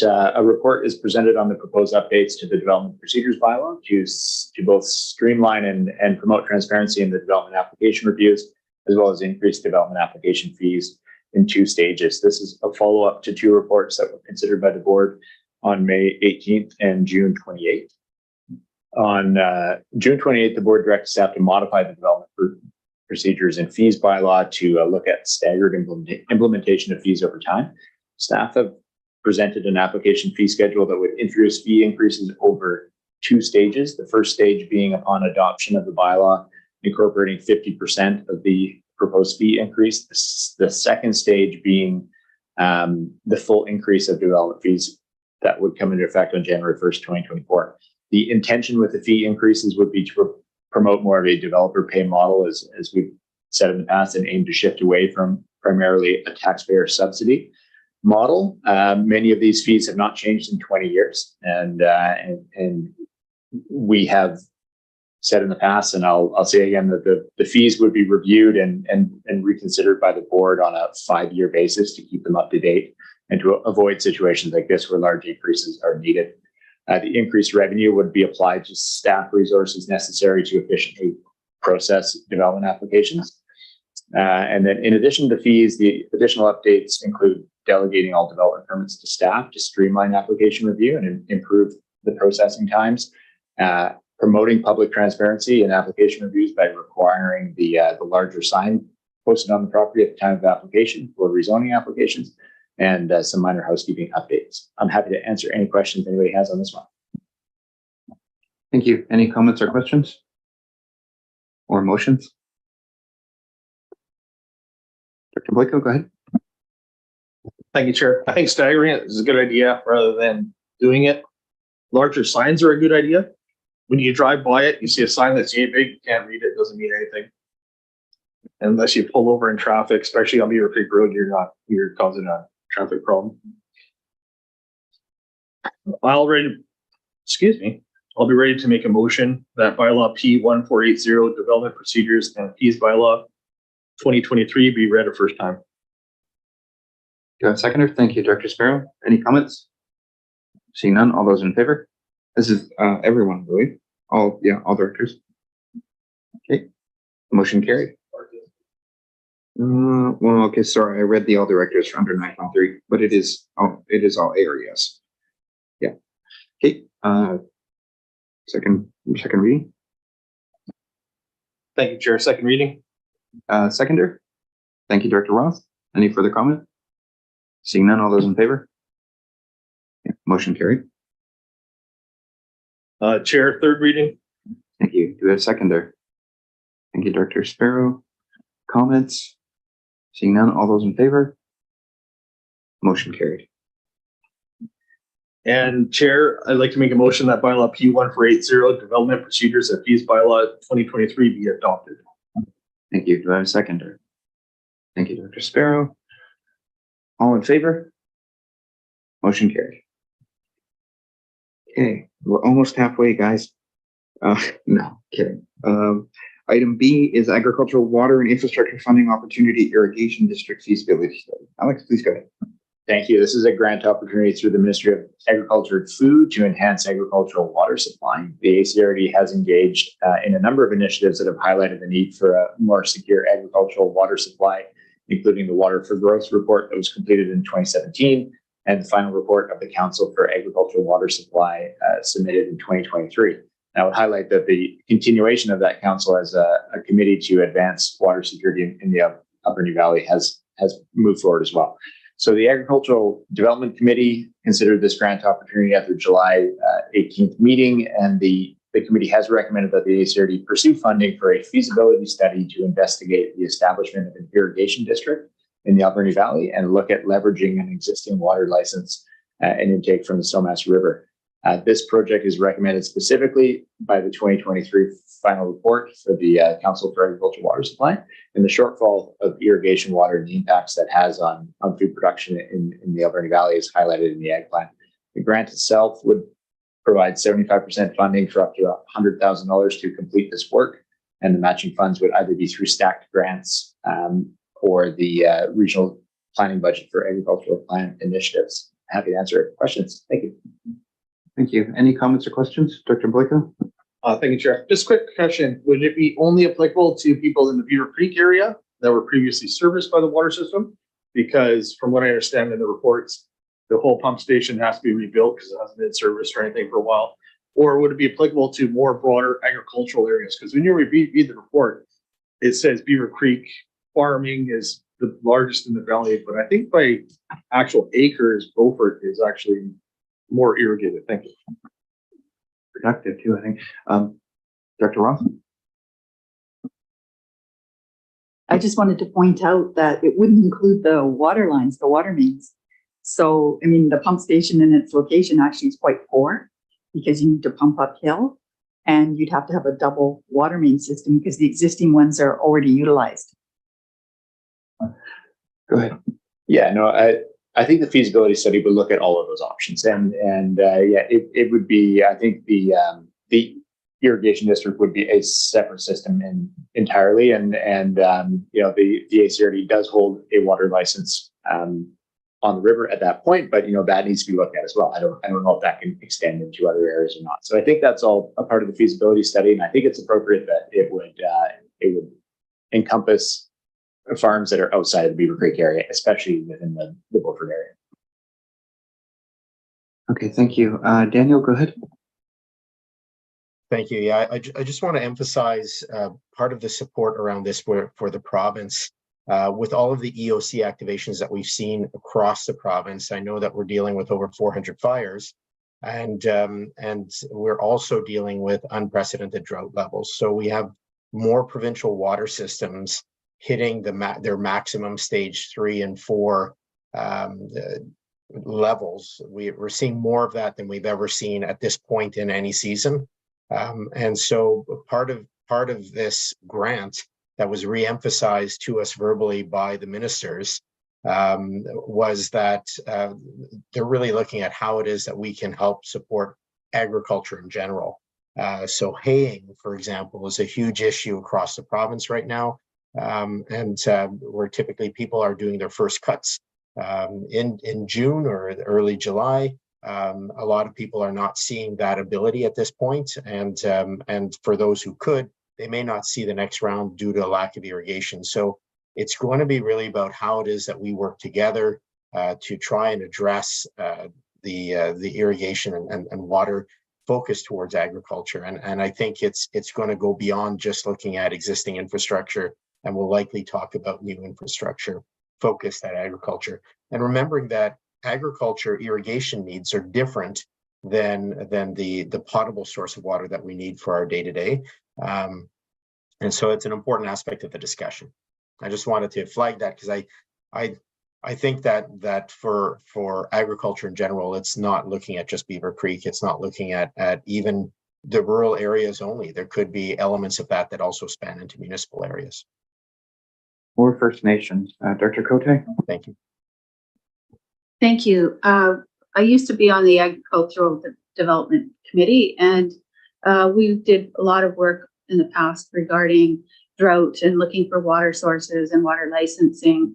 Having this, I see that they recommend the Ag Development Committee move to support the staff recommendation with all in favor. So that's keeping in track with what's happened in the past. And I'm just remembering that a drought a few years ago, Sprout Lake Farm was looking for water for the blueberry farm and looking for water trucking options even. So it's not just a matter of that type of irrigation. Thank you. Thank you, Chair. The reason I'm asking this is about where it can go, which applies to Sprout Lake as well. The Stamp River water license is specific to the Beaver Creek electoral area, which in 2011, blah, blah, blah, is the electoral area containing the largest number of farms. So that wording would have to be applied and modified potentially, so help other areas as well, be it for water trucking or piping next door or whatever it is. Thank you. Go ahead, Dr. Ross. Just that the water license is specific to a community water system too for potable water, so it's quite different. Completely different, yeah. Okay, so I like that this is happening. I like that it's talking about the entire Alberni Valley. And I don't know that this is included in the grant, but how is this going to interact with a Seashot First Nation asserting their rights and title the same way that Chilcotin did, or even Coopetchis sometime in the next generation or so? Because the water licenses aren't going to matter once those kind of decisions come down. So those need to be incorporated into this conversation too. And I know that it is about agriculture, but having that conversation now may mean that you secure it not just beyond this whole process and through climate change, but also when Aboriginal or Indigenous rights and title interact with it. We should be thinking about that now. So I don't know what that looks like, but we have a good environment for having those discussions now too, because agriculture is going to be a vital component to what the future looks like. And I think we can have that conversation based on those values now, and that will help. Yeah, I'll leave it at that. Thank you. I'll make the motion. It'll be motion that the Alberni Clay-Pot Regional District Board of Directors direct staff to apply to Stream 3 of the Agricultural Water Infrastructure Program for funding to conduct a feasibility study on the creation of an Alberni Valley Irrigation District. Emphasis on valley, not just electoral area. Thank you. Thank you. Director Roth, second. Okay. Any further comments? Seeing none. All those in favor? Motion carried. Brings us into item 10.1, which is staff reports. Would anyone like to pull anything out? I think we've covered off most of this. Oh, sorry, Director Sparrow, go ahead. I'd like to see 10.1C, Maplehurst 2022 Board Resolutions, July 26, 2023 is the title, but when you read it, it gives Alberni Quality Society, Alberni Climate Action 7 letter to the ACRD. So the body of the report does not match the title of the report. Oops. That's right. Yeah. That's correct. Typo. I Yeah. apologize. Okay. Yeah. Yeah. No, that's It was a quiz, actually. You okay. passed. That's right. We did that on purpose. Okay. All right. Any further comments? Meeting schedule looks okay. All right. Can we have a resolution to receive? Director Boyko? Thank you, Chair. I'll make a motion that the Board of Directors receive staff reports alpha through Charlie. Great. Seconded by Director Roth. Any further comment? Seeing none, all those in favor? Motion carried. There are no committee reports. That brings us to 10.3 member reports. On 911 Corporation, Director Beckett. No report nor no meeting this past month. Thank you. Regional Library, Dr. Cote.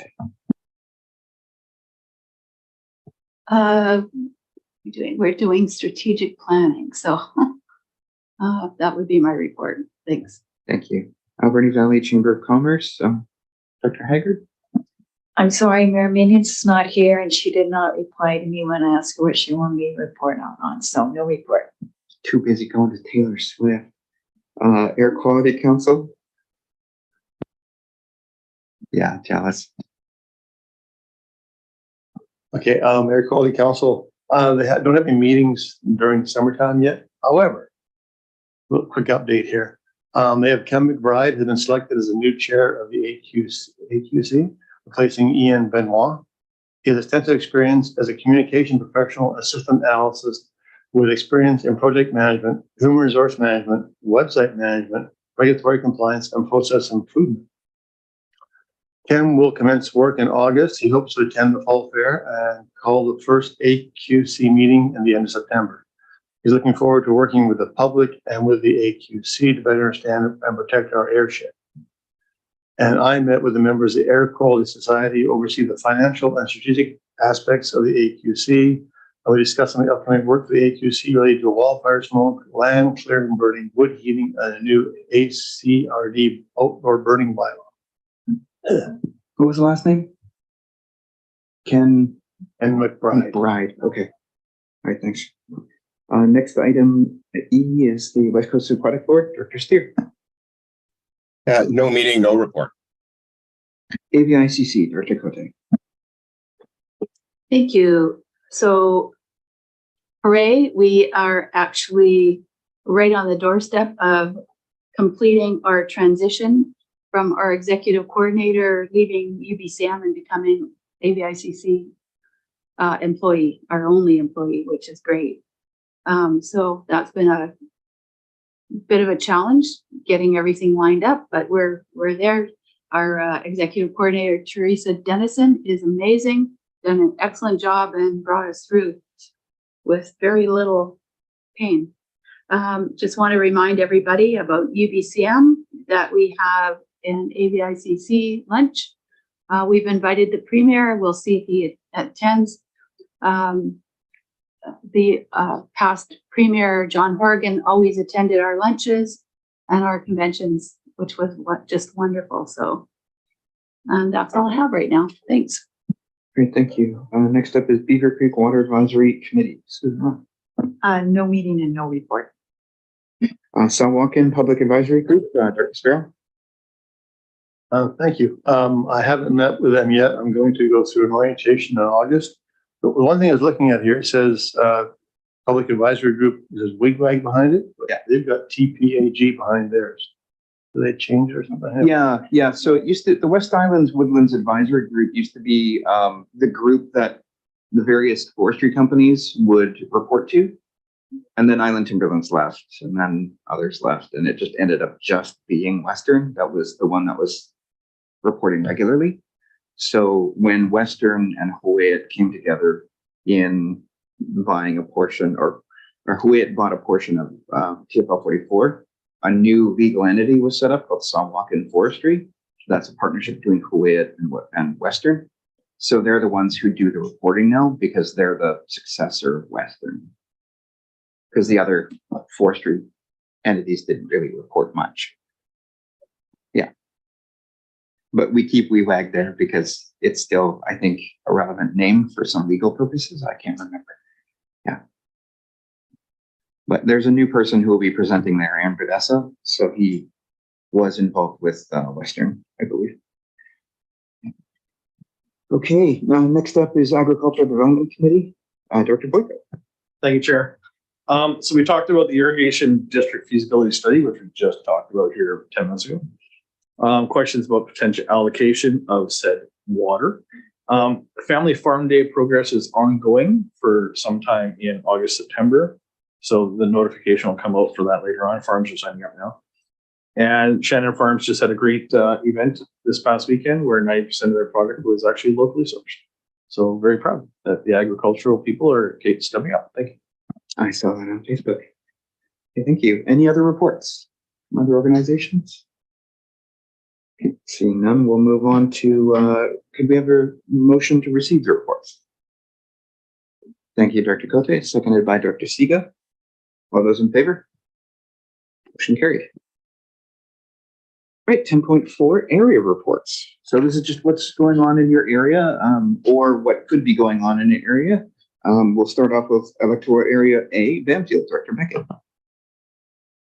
Thank you, and I'll try to be brief, so I'll just do kind of a bullet approach. Grateful to the Huu-ay-aht Nation for the progress on the Banfield Road.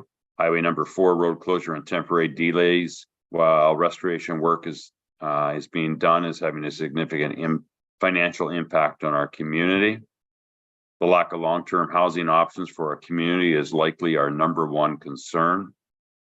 Congratulations to the newly elected Huu-ay-aht Council, including elected Chief John Jack. Looking forward to working closely with the newly elected council at the local level. Staff are dealing with solid waste and recycling challenges on the west side of the community. Thankful to SD70 for providing resources, allowing K-12 now at our community school. This year, we had 3 students graduate locally. Dr. Sean Rogers has been appointed to another 5-year term as director at Banfield Marine Sciences Center.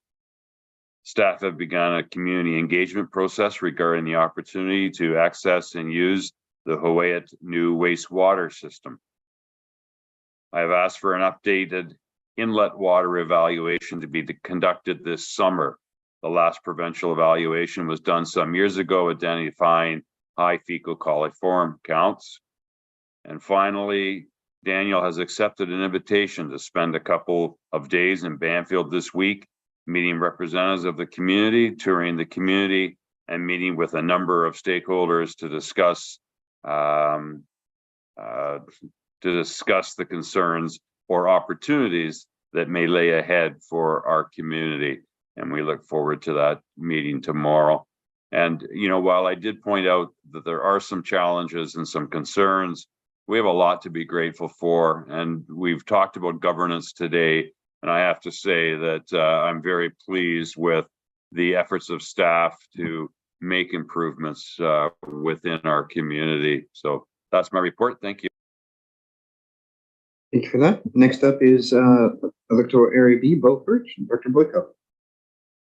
Thank you, Chair. Beaufort will be a little bit quicker because we're a little smaller, but basically we've been having very good community engagement with our town halls. We've had 2 so far. Our next one, I'll formally invite everybody to be, will be September 10th at 2 p.m. Beaver Creek Hall. Write that down. Come on, show up. Since we've been called reckless and potential liabilities to the ECRD insurance, bring staff out there. We'll have a good chat about everything going on, bylaws, things like that. I will put out the agenda in probably a month or 2 when we know what's actually going to happen, what people are excited about. Carry on from there. That's all I got. Thank you. Thank you. Next up is electoral area C, Long Beach, Director Siga. Thank you. I think everybody's aware of the difficulties that the road closures have created for tourism on the West Coast. It's particularly impacted the workers in the tourism industry who are underpaid. I would like to just refer, I just came back from Iceland, and Iceland has a very strong tourist economy. 24% is charged as a tax on tourism. It's the only time in my life I've gone into a restaurant, tried to pay a tip and was told, oh no, we are well paid, don't worry about it. So just a different perspective on the value of tourism to an economy and making sure that the frontline workers are compensated according to the work. And then it was really funny that you brought up the tunnel, because in Iceland, actually, there was a town of 400 people who had access only along a stretch of road that consistently during winter would have slides. And that community was blocked by a slide. They had an emergency. And as a result, the Iceland government installed a 7-kilometer tunnel through the mountain so that those people have access. And it was just really interesting to see how they value their kids. Every community has a pool. Every community has active youth programs. And I just thought it was a really good example. And in terms of the area, I went to the Ucluelet Secondary School opening, and it was wonderful to see such a good representation from First Nations kids there. And the comment was made that they felt like they were part of this school. And I appreciated that comment. Thank you. Thank you for that. That brings us to electoral area D, Sprout Lake. Dr. Cook. Thank you. It's summer, lots of activity on Sprout Lake. I'm seeing that somebody got caught with fishing some salmon out of Sprout Lake. Their boat was seized, so not happy to see that kind of thing happening. But there is a lot of eagles, ravens, turkey vultures that are feasting on dead fish around the lake. It's smelly time of the year. The Sprout Lake Community Association is having a celebration, so I'd like to invite the board to the celebration. It's their 70th anniversary of the community hall and association, and the date is August the 12th between 11 and 3. We have live entertainment, barbecue, so come on out and have a good time. And that's it. Cool. Thank you. Next up, electoral area E, Beaver Creek, Director Ross. Hi. I'll be making up the signage for the town hall meeting that we're having in the fall, and then I'll report back after the meeting. Thank you. Thank you for that. Next up is electoral area F, Cherry Creek, Director Sparrow. Oh, thank you. A few things to report, I guess. I guess they're going to go ahead at Cherry Creek with their improvement district and regional district getting together their study. I think they're getting together with a, what do you call it? Facilitator, try and go over and see what's going to happen there. On the way into Cherry Creek, on the left-hand side on the hydros station there, telestation there, they cleaned it out like a Fire Smart idea. So if you go in and you'll see the trees are 6 feet high. You look underneath as a example of what Fire Smart looks like in the community and what they can do. So resources at Cherry Creek. I'm looking forward to, and they're looking forward to meeting an engagement, not with the town hall, but with something like that. Hopefully in the next September, October time. I'm trying to get the board, the planning committee to get together and do the OCP and the bylaw stuff with that. So then we can work together with town halls and keep engagement going there. So that's the vision there. But other than that, not much happening. Sounds like plenty. Next up is City of Port Alberni, Director Hager. Thank you, Chair Jack. A couple of reports on some initiatives the city is working on. First is the SOMAS lands. The city is progressing towards securing a development partner to redevelop the lands. And the city has been selling many pieces of equipment to local businesses and has salvaged 722 metric tons of metal to process for recycling.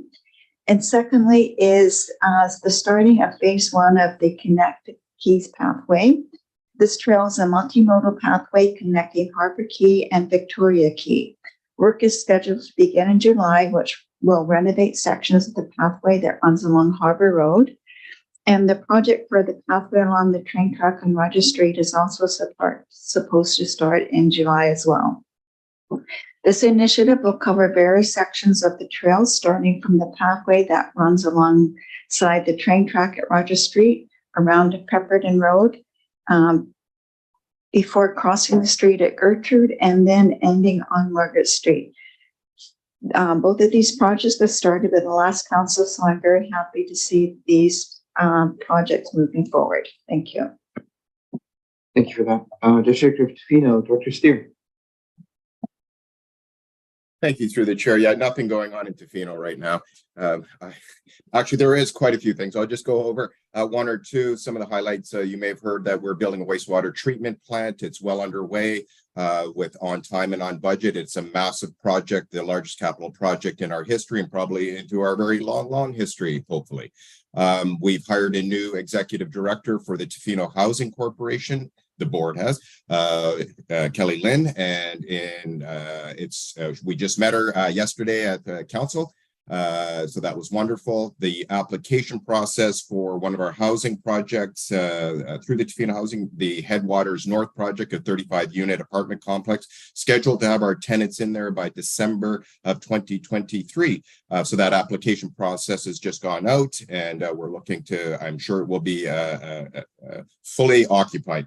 Let's go community town hall. We had a community town hall on water. It's just over a week ago now. Well attended, over 300 and some odd folks, virtually and in person for that. It was an information session with some questions from the community. We also are in the process, as we speak, another big capital project. We're replacing a main water main on Neil Street, which is just up adjacent from the main road of Campbell Street. In conjunction with that project was a combined project of the replacement of the water main. At the same time, we're going to be, we're in the process of the upgrades to the tennis courts, to making them more accessible, some public amenities that are going to be associated with that. We're also, there are upgrades to the multiple use path, about a 300-meter section that has been completed. Well, it's not completed completely, but it's on the way. So another capital project that's underway. All of this going on at the same time.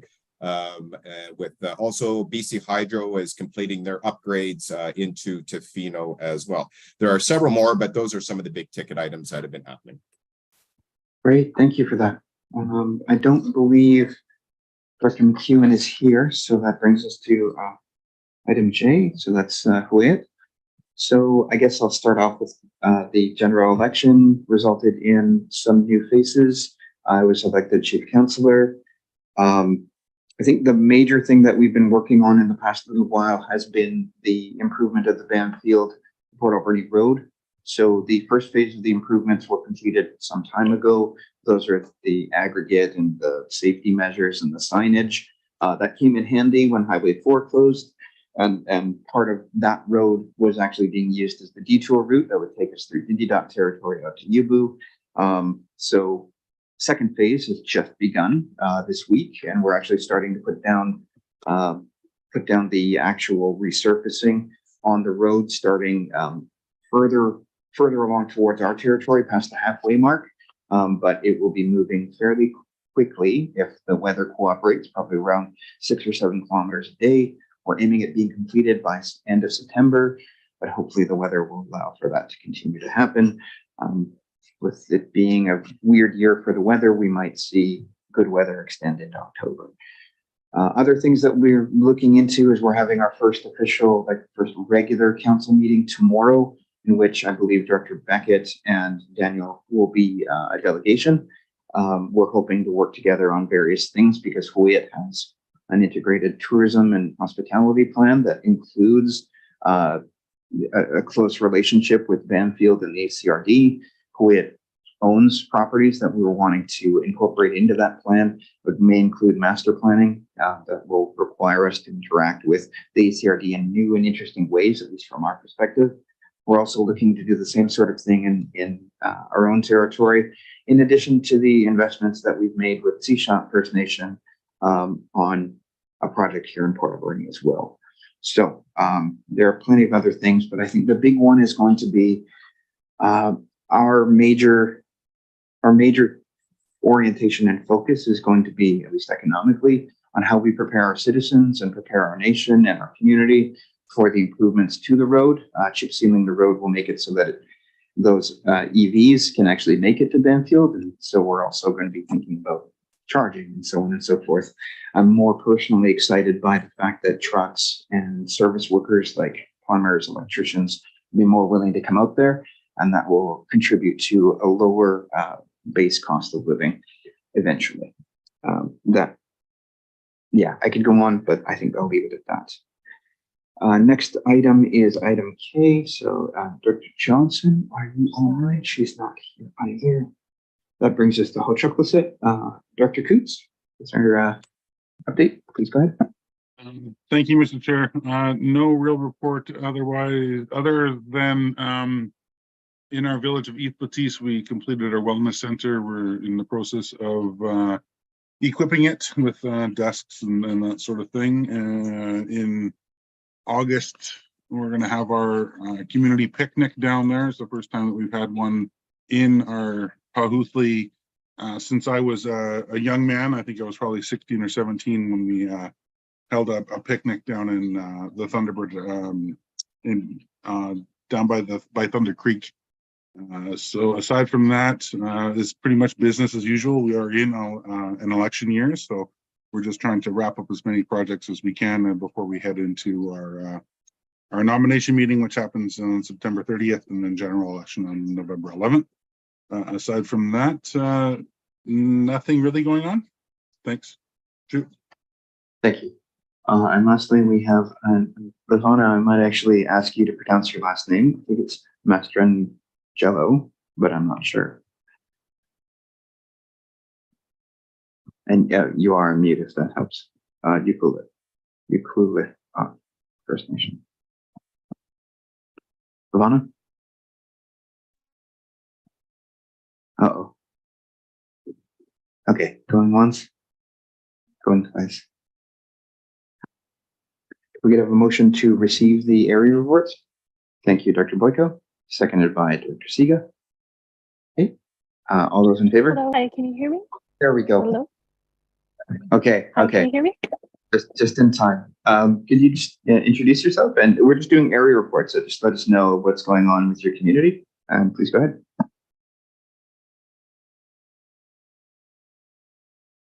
You are muted though. There might be connection issues. I don't know. Our service out here can be really. Oh yeah. Okay. Ivana, are you able to connect or unmute even if video doesn't work?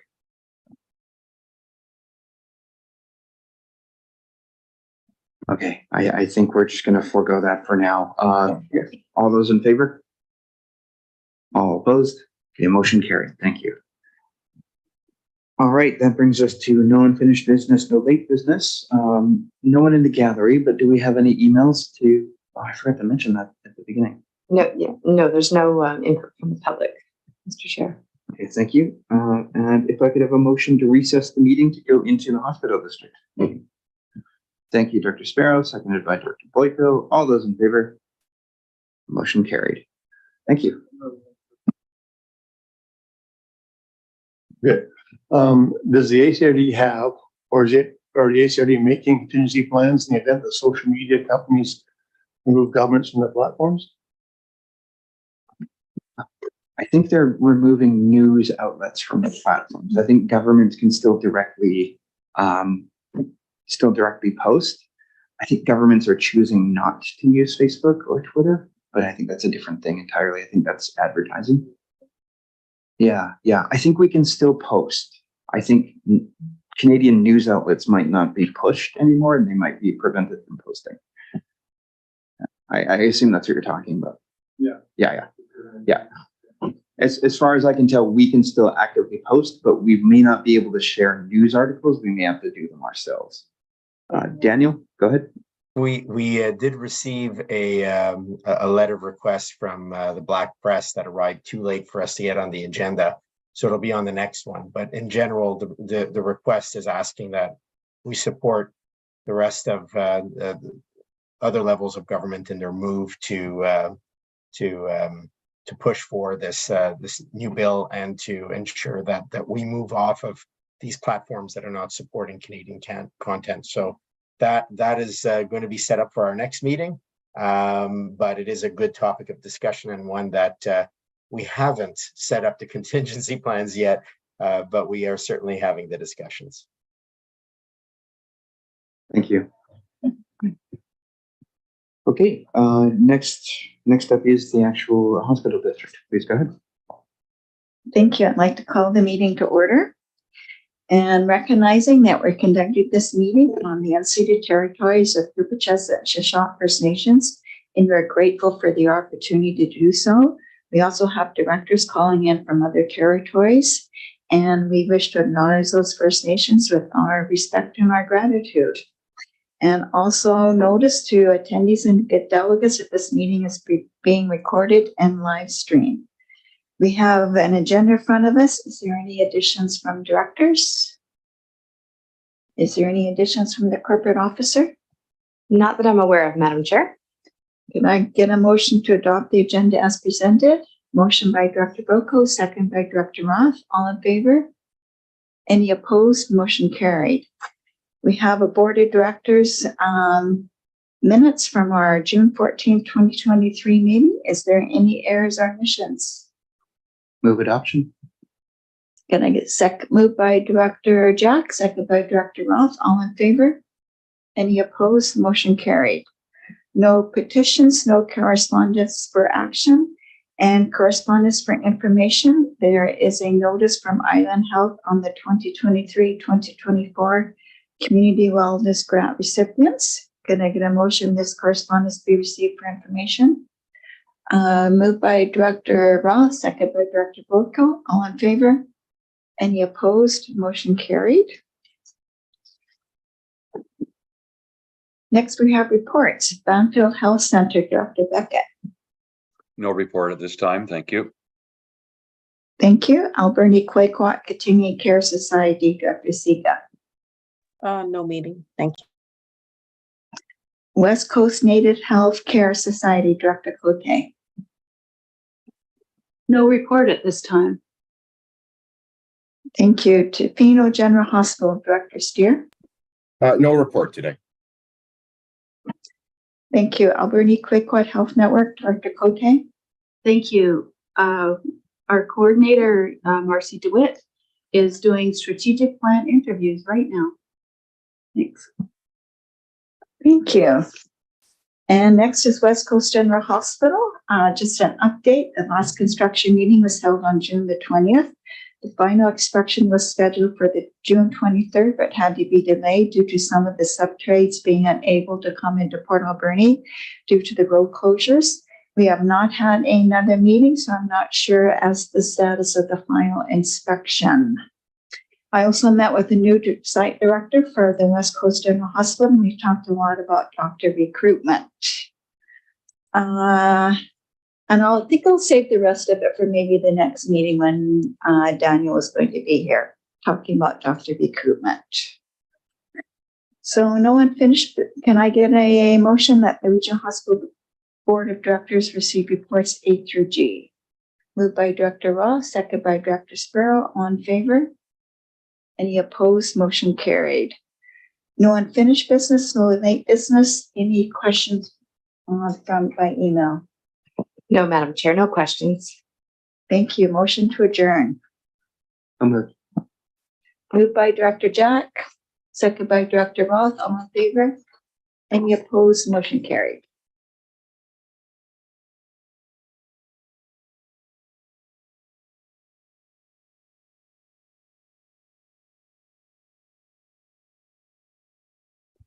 Okay, so the next item here is just to, after reconvening, we'll read out and move the motion to go in camera. So this is a motion to close the meeting to the public as per the community charter under sections 91F, law enforcement. If the board considers that disclosure could reasonably be expected to harm the conduct of an investigation under or enforcement of an enactment. And I will move that to go in camera. Do we have a seconder? Thank you, Director Boyko.